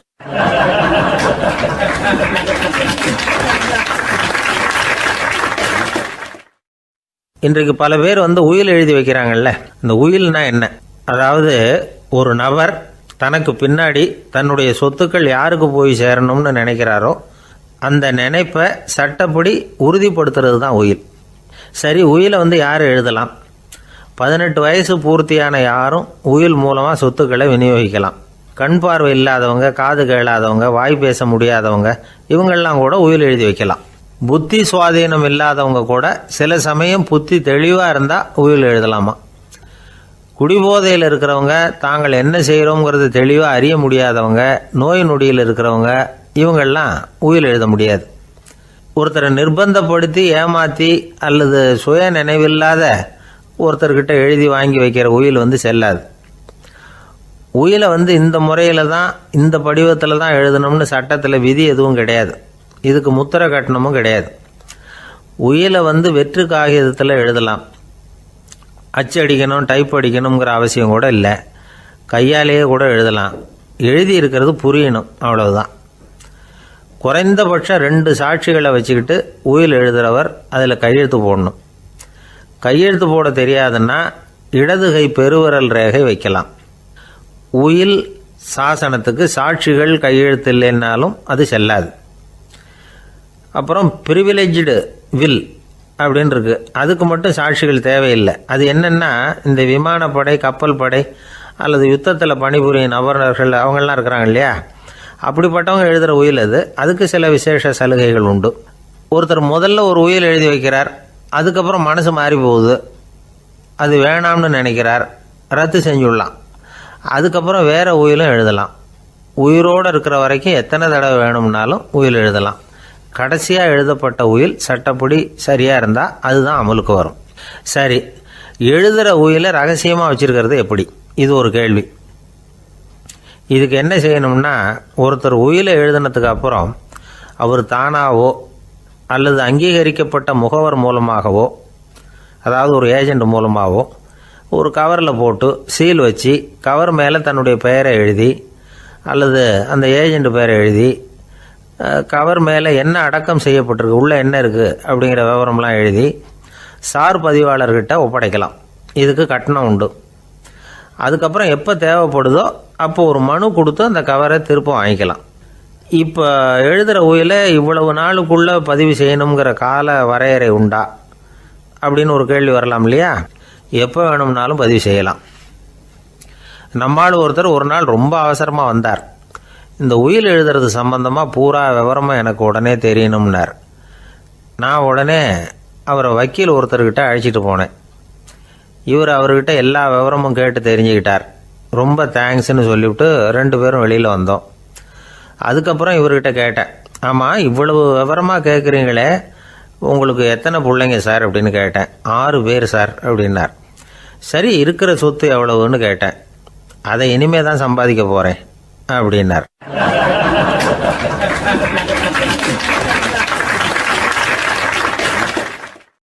வயிறு பசிக்குதேங்கிறது சிலரோட கவலை, வயிறு பசிக்க மாட்டேங்குதே அப்படிங்கிறது சில பேரோட கவலை. 2 விதமான கவலைக்கும் வயிறு தான் காரணமாக இருக்குது. வயிறு பசிச்சதுன்னா அது இயற்கை, வயிறு பசிக்கலைன்னா அது வியாதி. ஆனால் பசியையும் நாம் பசிப்பிணி அப்படின்னு தான் சொல்லுவோம். என்ன காரணம்? வியாதியை போக்க வேண்டியது எவ்வளவு முக்கியமோ அதை விட முக்கியம் பசியை போக்க வேண்டியது. ஒரு சமுதாயத்தில் பசிப்பிணியே இருக்கக்கூடாது, அதுதான் நல்ல சமுதாயம். பசியை போக்கணும்னா சாப்பாடு போடணும், பசியின்மையை போக்கணும்னா வைத்தியம்தான் பண்ணணும். இது சம்பந்தமாக எவ்வளவோ ஆராய்ச்சிகள் நடக்குது, நிறைய மருந்து கண்டுபிடிச்சிருக்கிறாங்க. நம்ம உடம்புல பசியை தூண்டக்கூடிய பகுதி எது, இதை முதல்ல தெரிஞ்சுக்கணும் இல்லையா? நாம் சாப்பிட்ற ஆகாரம் செரிக்கிறதுக்கு எது காரணம் தெரியுமா? நம்ம மூளையோட பின்பகுதி தான் அதுக்கு காரணமாக இருக்குதாம். மூளையின் பின்பகுதியில் நரம்பு செல்களால் ஆன 2 வகையான ஆரக்சின்கள் தான் பசியை உண்டாக்குது அப்படின்னு கண்டுபிடிச்சிருக்கிறாங்க. 2 ஆய்வாளர்கள் இதை கண்டுபிடிச்சிருக்காங்க. அவங்க 2 பேரும் டெக்சாஸ் பல்கலைக்கழகத்தில் ஹார்வர்டு ஹக்ஸ் மருத்துவ கல்வி நிலையத்தில் பணிபுரிகிறவங்களாம். உண்பது தேவைங்கிறது உணரப்படும் போது மூளையின் அந்த குறிப்பிட்ட பகுதி ஆரக்சின் அப்படிங்கிற ஹார்மோன்களை சுரக்கும். அது பசி உணர்வை தூண்டும் அப்படிங்கிறது தான் அந்த ஆய்வாளர்களின் கண்டுபிடிப்பு. இந்த ஆரக்சின் வேறு சில உயிரினங்கள்லேயும் உண்டு. இப்போ எலிகளில் கூட இது இருக்குது. அதனால் எலிகளை வச்சு இது சம்மந்தமாக ஆராய்ச்சி பண்ணாங்க. எலிகள் உடம்பில் ஆரக்சினை செலுத்தி பார்த்தாங்க. உடனே என்னாச்சு தெரியுமா? அந்த எலியெல்லாம் பசியால் துடிக்க ஆரம்பிச்சுட்டுது. எதையாவது தின்னு பசியை தீர்த்தா போதுங்கிற அளவுக்கு அந்த எலிகள்லாம் அல்லாட ஆரம்பிச்சுட்டுது. இயல்பாக சாதாரணமாக அந்த எலிகள் எவ்வளவு சாப்பிடுமோ அது மாதிரி 8 முதல் 10 மடங்கு அதிகமான ஆகாரத்தை 1 மணி நேரத்துக்குள்ளே சாப்பிட்டு தீர்த்துட்டு தான். சில எலிகளின் மூளையில் இந்த ஆரக்சின் அளவை கட்டுப்படுத்தி பார்த்துருக்குறாங்க. உடனே என்னாச்சு தெரியுமா? அதெல்லாம் சாப்பாட்டை கண்டால் முகத்தை திருப்பிட்டு போக ஆரம்பிச்சுட்டு தான். அந்த எலிகளுக்கு பசி எடுக்கலையாம். இந்த ஆராய்ச்சியின் அடிப்படையில் பசியை எடுக்காமல் இருக்கிற மனிதர்களுக்கும் பசியை தூண்ட முடியும் அப்படின்னு சொல்லி ஆராய்ச்சியாளர்கள் தெரிவிச்சிருக்கிறாங்க. ஆக ஆரக்சின் தான் பசிக்கு காரணம்ங்கிறது தெரிஞ்சு போச்சு. சரி, இந்த ஆரக்சின் அப்படின்னா என்ன? அது ஒரு கிரேக்க சொல். அதுக்கு பசின்னு அர்த்தம். நம்ம ஆளுங்களுக்கெல்லாம் பசியை தூண்டுறதுக்கு மருந்து தேவையில்லை, பசியை குறைக்கிறதுக்கு தான் மருந்து தேவை. ஒரு அம்மா டாக்டரை தேடி வந்தாங்களாம். டாக்டர், எங்கள் வீட்டுக்காரருக்கு திடீர்னு அகோர பசி, நிறைய சமைச்சு போடுறேன், அவ்வளவையும் சாப்பிட்டுட்டு கீழே கிடக்கிற குப்பை கூலங்களையும் எடுத்து சாப்பிட ஆரம்பிச்சுட்றார், என்னன்னு கவனித்து பாருங்கள் அப்படின்னாங்களாம். எவ்வளோ நாளாக அப்படி இருக்குதுன்னு கேட்டிருக்காரு டாக்டர். 1 வாரமாக அப்படி இருக்குதுன்னாங்களாம். இவ்வளவு நாளாக ஏன் சும்மா இருந்தீங்க? ஆரம்பத்திலே இங்கே அழைச்சிட்டு வர வேண்டியது தானே அப்படின்னாரான் டாக்டர். அது ஒன்றும் இல்லை டாக்டர், வீடு பூரா சுத்தமாகட்டுமேன்னு பார்த்துக்கிட்டு இருந்தேன் அப்படின்னாங்களாம் அந்த அம்மா.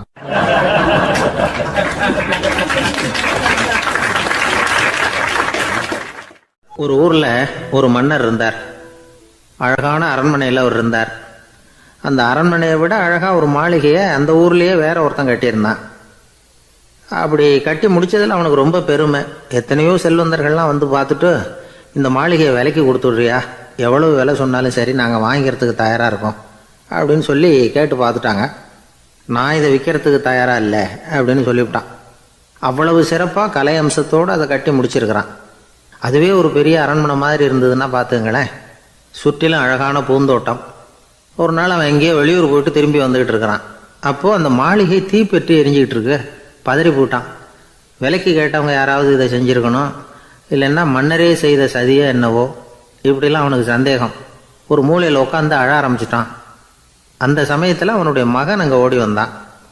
அப்பா அழாதீங்க, இதை நான் நேற்று ராத்திரியே நம்ம ஊர் மன்னருக்கு விற்றுட்டேன். இதை கட்டி முடிக்க நமக்கு எவ்வளவு செலவாச்சோ அதை போல் 3 மடங்கு விலைக்கு விற்றுட்டேன், கவலைப்படாதீங்க, இதை விட அழகான மாளிகையை நாம் புதுசாக கட்டிக்கலாம்னா. இதை கேட்டதும் அழுதுகிட்டு இருந்தவன் அழுகையை நிறுத்தினான், சிரிக்க ஆரம்பிச்சிட்டான். இதே இடத்த நான் மன்னர்கிட்ட இருந்து விலைக்கு வாங்குவேன், இதை விட அழகான மாளிகையை கட்டுவேன் அப்படின்னு சுற்றி நின்று எல்லார்கிட்டையும் சொல்லிக்கிட்டு இருந்தான். இந்த சமயத்தில் அவனோட இளைய மகன் ஓடி வந்தான். அப்பா, அண்ணன் சொன்னதெல்லாம் சரிதான், மன்னர்கிட்ட விலை பேசினதெல்லாம் உண்மைதான், ஆனால் விற்றது பேச்சு அளவில் தான். இனிமே தான் பத்திரம் வாங்கணும், எழுதணும், நீங்கள் கையெழுத்து போடணும், பதிவு பண்ணணும், மன்னர்கிட்ட பணம் வாங்கணும், அதுக்காகத்தான் உங்களை எதிர்பார்த்துக்கிட்டு இருந்தோம், அதுக்குள்ளே இப்படி ஆயிட்டுதுன்னா. இப்போ சிரிச்சுக்கிட்டு இருந்தாவன் சிரிப்பை நிறுத்தினான். மறுபடியும் குழந்தை மாதிரி அழ ஆரம்பிச்சிட்டான். இது ஒரு சம்பவம். இதிலிருந்து என்ன தெரியுது? அந்த அழகான மாளிகை தன்னுடையது அப்படின்னு நினைக்கும் பொழுது அவனுக்கு அழுகை வந்தது. அது தன்னுடையது இல்லை அப்படின்னு நினைக்கிற போது சிரிப்பு வந்தது. மறுபடியும் அது தன்னுடையது தான் அப்படிங்கிற உணர்வு வரும்பொழுது அழுகை. எது எதிலிருந்து நீ நீங்கி இருக்கிறாயோ அது அதிலிருந்து உனக்கு துன்பம் இல்லை அப்படிங்கிறார் திருவள்ளுவர். இந்த உடம்பு என்னுடையதில்லை அப்படிங்கிற உணர்வு வந்துட்டா அது ஒரு பெரிய நிலை. அந்த நிலை வரணும். எல்லாத்தையும் பயன்படுத்திக்கலாம், ஆனால் பற்றில் விழுந்துடக்கூடாது. உலகத்தில் இருங்கள், ஆனால் உலகத்தவராக இருக்காதீர்கள். உலகிற்குள் இருங்கள், உலகம் உங்களுக்குள் வந்துவிட அனுமதிக்காதீர்கள். விலகி இருங்கள், விழித்திருங்கள், மௌனமாய் பார்த்திருங்கள் அப்படிங்கிறது சான்றோர் கருத்து. செய்ய வேண்டிய கடமையிலிருந்து விலகி இருக்கிறவர்கள் நம்மகிட்ட நிறைய பேர் உண்டு. அப்படிப்பட்ட ஒருத்தர் டாக்டர்கிட்ட போனார். டாக்டர், நான் ஒரு கவர்மெண்ட் ஆஃபீஸில் வேலை பார்க்குறேன், எனக்கு ஒரே அசதியாக இருக்குது, என்னை சோதிச்சு பாருங்கள், ஆலோசனை சொல்லுங்கள் ஏதாவதுன்னார். டாக்டர் அவரை பரிசோதனை பண்ணி பார்த்துட்டு சொன்னார், இதோ பாரு, உனக்கு இப்போ தேவைப்படுறது முழு ஓய்வு. நீ எவ்வளவு சீக்கிரமாக ஆஃபீஸுக்கு போறியோ அவ்வளவுக்கு உனக்கு நல்லது அப்படின்னாராம்.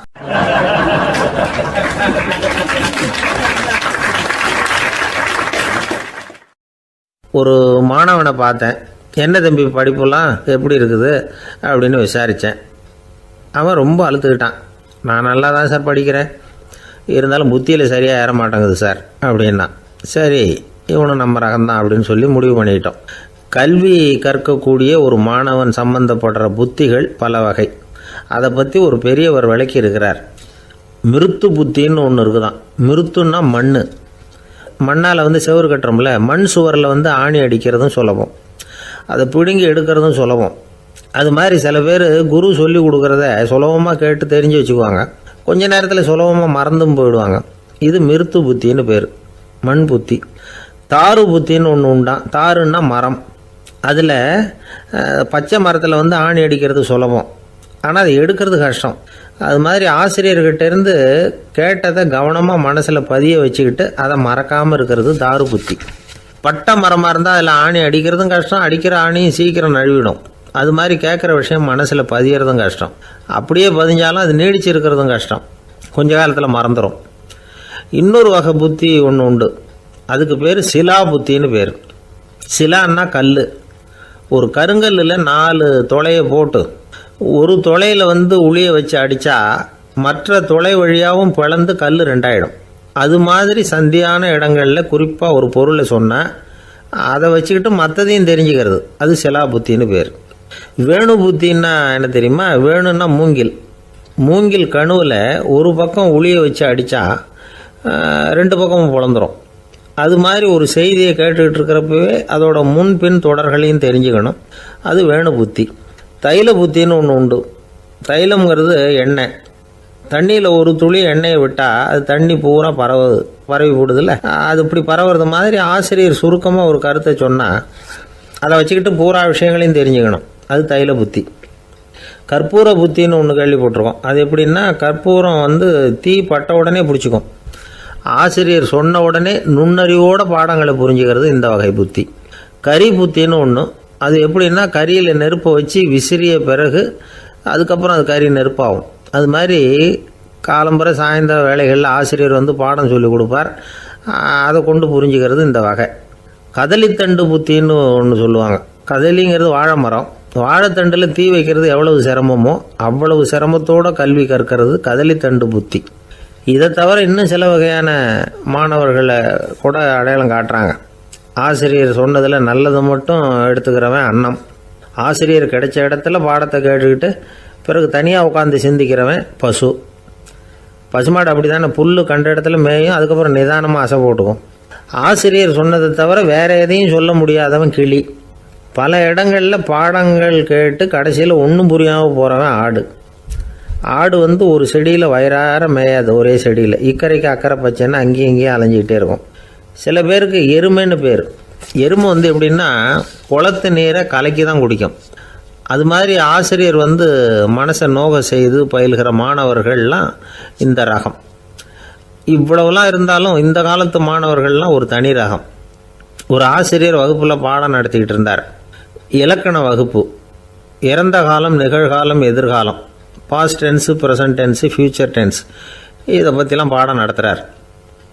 எல்லாம் சொல்லி கொடுத்துட்டு இப்போ நான் ஒரு வாக்கியம் சொல்லுவேன், அது என்ன காலம் அப்படிங்கிறத நீங்கள் சொல்லணும்னார் ஆசிரியர். சரின்னாங்க மாணவர்கள்லாம். நான் நாளைக்கும் பாடம் நடத்தப் போகிறேன், இது என்ன காலம் அப்படின்னு கேட்டார் ஆசிரியர். அதாவது நான் நாளைக்கும் பாடம் நடத்தப் போகிறேன், இந்த வாக்கியம் என்ன காலம்னு கேட்டார். ஒரு பையன் மெதுவாக எழுந்திரிச்சு சொன்னான், இது எங்கே போதாத காலம் சார் அப்படின்னு சொல்லிவிட்டு உட்காந்துட்டானா.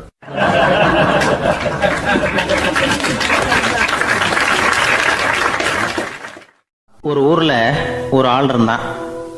கற்பனையிலேயே காலத்தை கடத்திக்கிட்டு இருந்தான். ஒரு நாள் ஒரு மரத்தடியில் உட்காந்துருந்தான். அவனுக்கு பசிக்கிற மாதிரி தெரிஞ்சுது. உடனே கற்பனையிலேயே சாப்பிட ஆரம்பிச்சிட்டான். அதாவது எதிரில் இலை போட்டு சாப்பாடு போடப்பட்டிருக்கிறதாகவும் அதை இவன் சாப்பிட்றதாகவும் நினச்சிக்கிட்டு கையை மட்டும் வாய்க்கும் தரைக்குமா அப்படியும் இப்படியும் கொண்டுகிட்டு போய் பாவனை பண்ணிகிட்டே இருக்கிறான். தூரத்தில் இருந்து பார்க்குறவங்களுக்கு இவன் ஏதோ பலமான விருந்து சாப்பிட்டுக்கிட்டு இருக்கிறான் அப்படின்னு தான் தோணும். அது மாதிரியே பண்ணிக்கிட்டு இருந்தான். அந்த வழியாக ஒரு சன்னியாசி வந்துக்கிட்டு இருந்தார். இவனை பார்த்தார். என்ன இவன் இப்படி பண்ணிகிட்டு இருக்கிறானே அப்படின்னு நினச்சாரு. கொஞ்ச நேரம் அவனையே உத்து பார்த்துக்கிட்டு இருந்தார். இவரை பார்த்ததும் அவன் இன்னமும் சுவாரஸ்யமாக சாப்பிட ஆரம்பிச்சிட்டான். அப்பப்பா, என்ன இது, இந்த குழம்பு இவ்வளவு காரமாக இருக்குது, என்னுடைய நாக்கே எரிஞ்சு போடும் போல இருக்கே அப்படின்னு சொல்லிக்கிட்டு பக்கத்தில் ஒரு குவளையை எடுத்து தண்ணி குடிக்கிறது மாதிரி பாவனை பண்ணுறான். அப்பாடா, இப்போ கொஞ்சம் பரவாயில்ல அப்படின்னு சொல்லிக்கிட்டு குவளையை கீழே வைக்கிறது மாதிரி ஒரு பாவனை பண்ணுறான். சன்னியாசி பார்த்தார். என்னப்பா, சாப்பாட்டில் காரம் அதிகமோ அப்படின்னார். ஆமாம் சுவாமி, ஞாபகம் மறதியில் கொஞ்சம் மிளகாய் அதிகமாக சேர்த்துக்கிட்டேன் அப்படின்னா. சரி சாப்பிடு அப்படின்னு சொல்லிவிட்டார். அவன் சாப்பிட்டு முடிக்கிற வரைக்கும் பொறுமையாக உட்காந்துருந்தார். அவன் அப்பாடா அப்படின்னு சொல்லிட்டு மறுபடியும் தண்ணியை எடுத்து குடித்தான். எல்லாம் கற்பனையிலேயே. அதுக்கப்புறம் சன்னியாசி பேச ஆரம்பித்தார். இதை பாருப்பா, உன்னுடைய கற்பனையை நான் மெச்சுறேன். இருந்தாலும் உன் சாப்பாட்டில் ஒரு இனிப்பையும் வச்சுருக்கலாமே, ஏன் மிளகாயை அளவுக்கு அதிகமாக போட்டுவிட்டு அவஸ்தைப்படுறேன் அப்படின்னார். அவன் யோசிக்க ஆரம்பித்தான். அதுக்கப்புறம் இவர் சொன்னார், இதை பாருப்பா, இனிமேல உன்னுடைய கற்பனையும் உயர்ந்ததாக இருக்கட்டும் அப்படின்னு உபதேசம் பண்ணிவிட்டு போனார். எப்பவும் உயர்வை பற்றியே சிந்திக்கணும். உயர்வு கிடைக்கலன்னா கூட அப்படி சிந்திக்கிறத நிறுத்தப்படாது அப்படிங்கிறார் திருவள்ளுவர். உள்ளுவது எல்லாம் உயர் உள்ளல், மற்ற அது தள்ளினும் தள்ளாமை நேர்த்து. ஊக்கம் இல்லாமல் உலகத்தில் வாழ்ந்து பிரயோஜனம் இல்லை. அதனால் உயர்வாகவே சிந்திக்கணும். அது நம்மளை ஊக்கப்படுத்தும். இது பெரியோர் வாக்கு. இந்த உலகத்தில் கற்பனையிலேயே வாழ்கிற சில கஞ்சர்களும் உண்டு. அதாவது 2 கஞ்சர்கள், 2 பேரும் பக்கத்து ஊரில் இருந்தாங்க. பொங்கல் சமயம் ஒரு கஞ்சன் தன்னுடைய மகனை கூப்பிட்டான். இதை பாருப்பா, பக்கத்து ஊரில் என்னுடைய நண்பன் ஒருத்தன் இருக்கிறான், அவனுக்கு பொங்கல் பரிசு ஏதாவது கொடுக்கணும். நான் ஒரு 4 ஆட்டுக்குட்டியை தரேன், நீ கொண்டுகிட்டு போய் கொடுத்துட்டு வந்து விடுறியா அப்படின்னு கேட்டான். சரி, நான் புள்ள ஒரு பைய கையில் எடுத்துக்கோன்னா. அவன் எடுத்துக்கிட்டான்.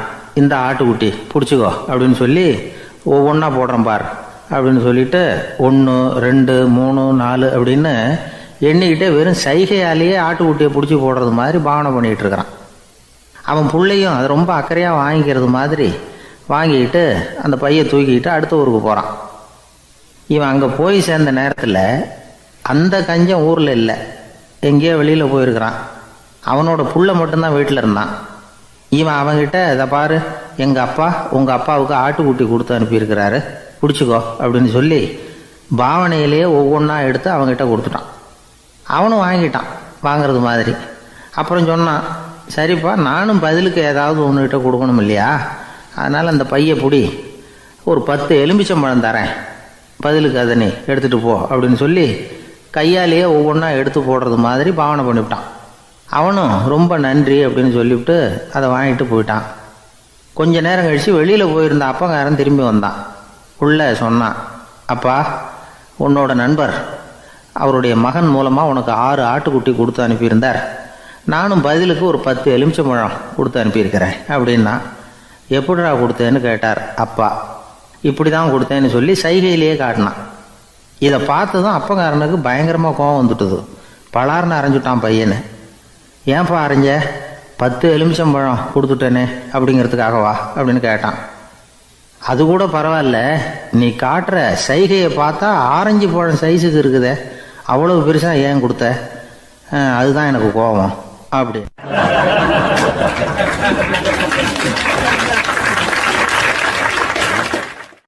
ஒருத்தர் ஓடி வந்தார்.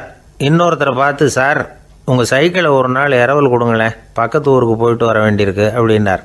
இவர் சைக்கிளை கொடுத்து பத்திரமா கொண்டுகிட்டு போங்கன்னார். சார், இதை பத்திரமா கொண்டு போகிறேன், கவலையே வேணாம், ஏன்னா இது உங்களோட சைக்கிள் அப்படின்னு நான் நினைக்கல, என்னோட சைக்கிளாக நினைக்கிறேன் அப்படின்னார். அதுக்கப்புறம் தான் இவருக்கு உண்மையாகவே பயம் வந்துட்டுது. ஏன்னா அவர் சொன்னது மாதிரி அதை தன்னோட சைக்கிளாகவே நினச்சி தள்ளிட்டு போட்டால் என்ன பண்ணுறது? எதை நம்முடையதாக நினைக்கணுங்கிறதுக்கு ஒரு வரையறை இருக்குது. சில பேர் ஆஃபீஸையே வீடாக நினச்சி விடுறது உண்டு. அப்படிப்பட்டவங்க கூட வீட்டை ஆஃபீஸாக நினைக்கிறது இல்லை. ஏன்னா வீட்டில் இவர் ஆஃபீஸராக நடந்துக்க முடியறதில்லை. இதெல்லாம் ஒரு பக்கம் இருக்கட்டும், இப்போ விஷயத்துக்கு வருவோம். பொறியியல் மேதை டாக்டர் விஸ்வேஸ்வரய்யா இருந்தார் இல்லையா, பாரத ரத்னா விருதெல்லாம் கொடுத்தாங்களே. ஆஃபீஸ் வேலை வேறு, சொந்த வேலை வேறு அப்படிங்கிறதுக்கு ஒரு உதாரணமாக இருந்தவர் அவர். மைசூர் மகாராஜா கிட்ட திவானாக இருந்தார். அவர் ஒரு நாள் அரசாங்க வேலை காரணமாக வெளியூர் போயிருந்தார். ஹாசன்கிற ஊருக்கு பக்கத்தில் ஒரு பயண மாளிகை, அங்கே தங்கிவிட்டார். ராத்திரி அங்கே தங்கி இருந்துட்டு விடிஞ்சதும் ஊருக்கு திரும்புறதாக திட்டம். ராத்திரி தூங்கிறதுக்கு ரொம்ப நேரம் ஆகிட்டுது. ரொம்ப நேரம் வரைக்கும் அரசாங்க சம்பந்தப்பட்ட வேலைகளையே பார்த்துக்கிட்டு இருக்கிறார். அரசாங்க ஃபைல்கள் நிறைய இருந்தது. அதையெல்லாம் ஒவ்வொன்றா எடுத்தார், படித்து பார்த்தார், பரிசீலனை பண்ணார். அதில் எழுத வேண்டியதை எழுதினார், கையெழுத்து போட்டார். ஒரு வழியாக அந்த வேலையெல்லாம் முடிஞ்சுது. அதுக்கப்புறம் என்ன பண்ணார்னா, தன்னுடைய சூட்கேஸை திறந்தார். அதிலேருந்து 2 மெழுகுவத்தியை எடுத்து கொளுத்தி வச்சார். அந்த பயண மாளிகையில் அது வரைக்கும் எரிஞ்சிக்கிட்டு இருந்த மின்சார விளக்குகளை அணைச்சிட்டார். அதுக்கு பிறகு அந்த மெழுகுவத்தி வெளிச்சத்தில் சில புத்தகங்களை தொடர்ந்து படிக்க ஆரம்பிச்சிட்டார். அந்த பயண மாளிகையில் பணியாளராக இருந்தவர் இதை பார்த்துட்டு ஓடி வந்தார். மறுபடியும் மின் விளக்கு போடுறதுக்காக போனார். விஸ்வேஸ்வரையா அதை பார்த்துட்டு போட வேணாம்ட்டாராம். இது வரைக்கும் நான் அரசாங்க அலுவல்களை கவனிச்சிக்கிட்டு இருந்தேன், அதனால் மின் விளக்குகள் அப்போ எரிஞ்சதில் தப்பு இல்லை. இப்போ நான் புத்தகம் படிச்சுக்கிட்டு இருக்கேன், இது என்னுடைய சொந்த வேலை. இங்கே இருக்கிற மின் விளக்கு அதுக்காக ஏன் எரியணும் அப்படின்னு கேட்டாராம். இப்போ இருக்கிற சில அரசு பணியாளர்கள்கிட்ட இந்த சம்பவத்தை பேச்சோட பேச்சாக சொல்லி பார்த்தேன். அவங்களால இதை ஜீரணிக்கவே முடியல. நேர்மை தேவை தான் சார், அதுக்காக அவ்வளவு தூரத்துக்கு அது தேவையா அப்படிங்கிறாங்க. விஸ்வேஸ்வரையா அப்படி பண்ணினது தான் ஒரு நேர்மையாளர் அப்படின்னு இந்த உலகத்துக்கு நிரூபிக்கணுங்கிறதுக்காக இல்லை. தான் அப்படி நடந்து காட்டினா தன்னை சுற்றி இருக்கிறவங்களும் அதை கேள்விப்படுறவங்களும் முடிஞ்ச அளவுக்கு பொது வாழ்க்கையில், அரசு பணியில் நேர்மையை கடைபிடிக்க முயற்சி பண்ணலாமே அப்படிங்கிறதுக்காகத்தான். இப்போவும் சில பேர் இருக்கிறாங்க, இவங்க ஆஃபீஸ் வேறு வீடு வேறேன்னு நினைக்கிறதில்ல, அவ்வளோ உரிமை. ஒருத்தர் அப்படி தான், அவருக்கு அவசரமாக 5000 ரூபா தேவைப்பட்டது. ஆஃபீஸு பணத்தை எடுத்துக்கிட்டார். அந்த நேரம் பார்த்து ஆடிட் வந்துட்டுது. ஆப்பிட்டுக்கிட்டார். விசாரணை நடக்குது.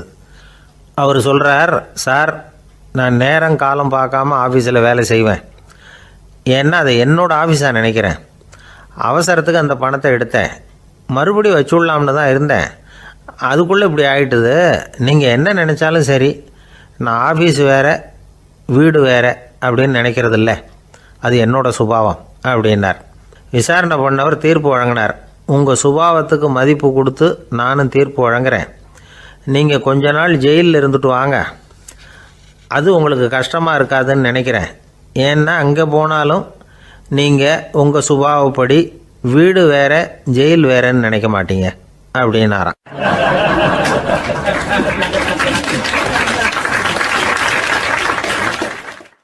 ஒரு நண்பர் யாருக்கோ ஃபோன் பண்ணிகிட்டு இருந்தார். அவர் பேசி முடித்ததும் நான் அவரை பார்த்து, இப்போ ஃபோன் பண்ணிங்களே அந்த ஃபோன் நம்பர் என்ன அப்படின்னு கேட்டேன். அவர் தலையை சொரிஞ்சுக்கிட்டார், ஞாபகம் வரலன்னார். சரி சார் அதை விடுங்க, உங்கள் மனைவி பேர் என்ன அப்படின்னு கேட்டேன். மாலதின்னார்.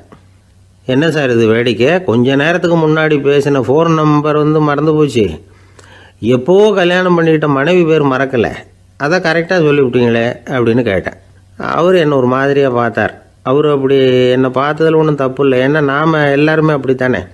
ஒரு குறிப்பிட்ட காரியத்துக்காக தொலைபேசியில் ஒருத்தட்ட பேசுகிறோம், அதுக்கப்புறம் அந்த எண் நமக்கு அனாவசியம், அதனால் மறந்துடுறோம். இதுக்கு பேர் தான் தற்காலிக ஞாபகம். ஆனால் மனைவி பேரை மறந்துட முடியுமா? முடியாது. அது அவசியமான ஒன்று. அடிக்கடி அந்த பேரை உபயோகப்படுத்துகிறோம், அதனாலேயும் அது முக்கியங்கிறதுனாலேயும் அதை மறக்கிறதில்ல. இதுக்கு பேர் நிரந்தர ஞாபகம். சரி, இந்த தற்காலிக ஞாபகம், நிரந்தர ஞாபகம், இது 2 ஞாபக அளவுகளையும் கட்டுப்படுத்துறது எது அப்படின்னா மூளைக்குள்ளே நடக்கிற மின்சார நடவடிக்கைகள் தான். தற்காலிக ஞாபகம் ஒரு மின்னல் மாதிரி தோன்றி மறையுது. நிரந்தர ஞாபகம் ஒரு படிவம் போல் மூளையில் படிஞ்சுடுது. ஒரு சம்பவத்தின் பல பிரதிகள் மூளையில் பல்வேறு பகுதிகளிலேயும் படிகிறதுனால ஒன்று மறைஞ்சாலும் மறந்தாலும் இன்னொன்று மறையறதில்லை. இப்படிப்பட்ட நிலைமையில தான் இந்த தொண்டையில் இருக்கு, வாயில் வரமாட்டேங்குது சார் அப்படிமா. ஒருத்தருக்கு எந்த துறையில் ஆர்வமும் ஈடுபாடும் அதிகமோ அது சம்பந்தமான ஞாபக சக்தி அதிகமாக இருக்கும். தொழிலை விரும்புகிற ஒரு டெலிஃபோன் ஆப்ரேட்டருக்கு எண்கள்லாம் நல்ல ஞாபகம் இருக்கும். அது மாதிரி கவிஞர்களுக்கு வார்த்தைகள் நல்ல ஞாபகத்தில் இருக்கும். இது ஒரு பக்கம் இருந்தாலும் ஒரு மூளை எண்களை விட எழுத்துக்களை விட படங்களை ரொம்ப சுலபமாக ஞாபகத்தில் வச்சுக்குது. புரிஞ்சுக்கிற தன்மை, அனுபவம், புத்தி கூர்மை இது கூடி குறையிறத பொறுத்து ஞாபக சக்தியும் ஏறும் இறங்கும். இப்போ உதாரணத்துக்கு ஒரு பையனுக்கு படித்தது எதுவும் ஞாபகத்தில் இல்லைன்னா அவன் அதை சரியாக புரிஞ்சுக்கலைன்னு அர்த்தம். இந்த மறதிங்கிறது எந்த சமயத்தில் ஒரு பிரச்சனை ஆகுது தெரியுமா? உங்களுக்கு வேண்டியப்பட்ட ஒருத்தரை ஞாயிற்றுக்கிழமை சாயந்தரம் சரியாக 5 மணிக்கு கடற்கரைக்கு வர சொல்லிவிட்டு அந்த நேரத்தை மறந்துவிட்டா அது பரவாயில்ல, வர சொன்னதையே மறந்துவிட்டா தான் நிலைமை மோசம்னு அர்த்தம். இப்படி இருந்தால் இது சிகிச்சை எடுத்துக்க வேண்டிய நிலைமைங்கிறத புரிஞ்சுக்கணும். ஆமாம், இதுக்கும் மருந்து இருக்குது. ஆனால் மூளை குறிப்பிட்ட அளவுக்கும் கீழே இயங்குறப்போவோ இன்னொன்று சொல்லுவாங்க, இந்த நியூரோ டிரான்ஸ்மிட்டர் அப்படின்னு சொல்லுவாங்க. அப்படிங்கிற மூளை ரசாயனம் ரொம்பவும் குறைஞ்சி போகிறப்போ மட்டும்தான் உபயோகப்படும். டாக்டர் என்ன சொல்கிறாங்க தெரியுமா? மூளையை பொறுத்த வரைக்கும் அதில் ஞாபக சக்தி அதிகமாக உள்ள மூளை, மறதி உள்ள மூளை அப்படின்னு ஒன்றும் கிடையாது அப்படிங்கிறாங்க. நினைவு வச்சுக்கிறதுக்கு பயிற்சி அளிக்கப்பட்ட மூளை, பயிற்சியற்ற மூளை அப்படின்னு வேணும்னா சொல்லலாம் அப்படின்னு சொல்கிறாங்க.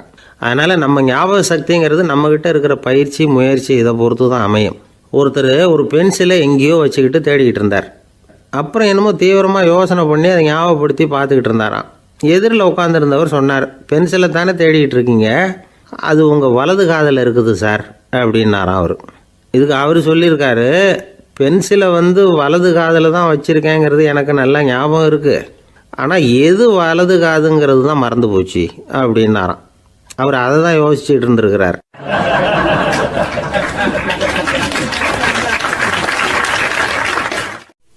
ஒரு நாள் ஒரு நண்பரை சந்தித்தேன். உங்கள் வீடு எதுன்னு உங்களுக்கு தெரியுமா சார்ன்னு. அவர் என்னை ஒரு மாதிரியாக பார்த்தார். அப்புறம் சொன்னார், தெரியும் அப்படின்னாரு. சரி, உங்கள் தொலைபேசி எண் உங்களுக்கு தெரியுமான்னு. அதுவும் தெரியும்னார். உங்கள் மனைவி மக்கள் யார் யாருன்னு உங்களுக்கு தெரியுமான்னு கேட்டேன். என்னை ஒரு மாதிரியாக பார்த்தார். அப்புறம் சொன்னார், அதுவும் தெரியும் சார் அப்படின்னார். சரி, நீங்கள் யாருன்னு உங்களுக்கு தெரியுமான்னு கேட்டேன். இப்போ தான் அவர் முழிக்க ஆரம்பித்தார். அவர் மட்டும் அப்படி இல்லை, நாம் எல்லாருமே அப்படி தான். எதிரில் நிற்கிறது யாருங்கிறது தெரியும், நாம் யாருன்னு நமக்கு தெரியாது. உண்மையிலேயே நாம் யார்? இந்த கேள்விக்கான பதிலை தான் வாழ்க்கை பூரா நாம் தேடிட்டு இருக்கிறோம். புத்தர் என்ன சொல்கிறாரு தெரியுமா? நீங்கள் கடவுளை பற்றி கவலைப்பட தேவையில்லை, உங்களை பற்றின கவலை உங்களுக்கு இருந்தால் போதும் அப்படிங்கிறார். நான் யார், எனக்கு ஏன் இந்த கவலை அப்படின்னு உங்களை நீங்களே கேட்டுக்குங்க அப்படிங்கிறார்.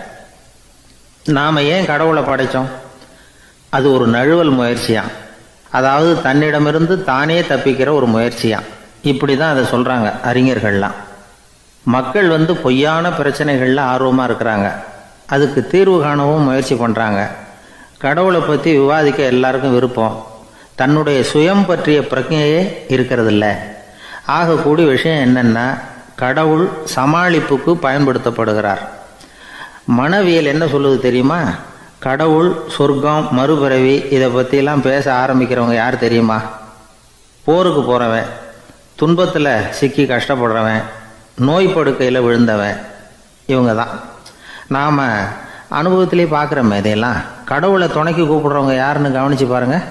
பரீட்சை எழுத போகிறவன், வேலை தேடி அலையிறவன், பண நெருக்கடியில் இருக்கிறவன், விபத்தில் சிக்கிக்கிட்டவன், இவங்கெல்லாம் தான். தேர்வில் வெற்றி பெற்றதும் அவரை துணைக்கு கூப்பிடுறதில்ல, வேலை கிடைச்சதும் அவர் துணை தேவைப்படுறதில்ல. ஏன் இப்படி? கொஞ்சம் யோசனை பண்ணி பாருங்கள். துன்பம் வருகிற போது அந்த துன்பத்தை தவிர்க்க வேண்டிய நிலையில் அதிலிருந்து நழுவி போகிறதுக்காக பிரார்த்தனை தேவைப்படுது. எல்லாம் நல்லபடியாக நடக்கிறப்போ பிரார்த்தனை செய்கிறதில்ல. புத்தருடைய வழி என்ன தெரியுமா? அந்த வழியில் கடவுளும் கிடையாது, பிரார்த்தனையும் கிடையாது. புத்தர் செய்தது இதைத்தான். அதாவது கடவுள்கிட்ட இருந்து மனிதனையும், மனிதன்கிட்ட இருந்து கடவுளையும் அவர் விடுவித்தார். புத்த மதம் என்ன சொல்லுது தெரியுமா? கடவுள் பிரச்சனை அல்ல, மனிதன்தான் உண்மையான பிரச்சனை அப்படின்னு சொல்லுது. உங்களை நீங்கள் நல்லா தெரிஞ்சுக்கிட்டா போதும், நீங்களே கடவுள் ஆகிடுவீங்க அப்படிங்கிறது தான் புத்த மதம். அதனால் நமக்கு தேவை உள்முக பயணம். நான் யார் அப்படிங்கிற கேள்வியோட உள்ளே போகணும். அங்கே போனால் தான் தெரியும் நான் அப்படின்னு அங்கே யாருமே இல்லைங்கிறது. இதெல்லாம் புத்தர் சொல்லுகிற ஒரு தத்துவம். தத்துவம்னு சொன்னாவே நமக்கெல்லாம் அதை புரிஞ்சுக்கிறது கஷ்டம்தான். நம்ம பொறுத்த வரைக்கும் தத்துவங்கிறதுல 2 வகை உண்டு. ஒன்று தத்துவம், இன்னொன்று மகா தத்துவம். தத்துவம்னா என்ன தெரியுமா? கேட்குறவங்களுக்கு புரியக்கூடாது, அதுதான் தத்துவம். மகா தத்துவம் என்னன்னா சொல்கிறவங்களுக்கும் புரியக்கூடாது. அந்த வகையில் பார்த்தா இன்று ஒரு தகவலும் ஒரு மகா தத்துவம் தான்.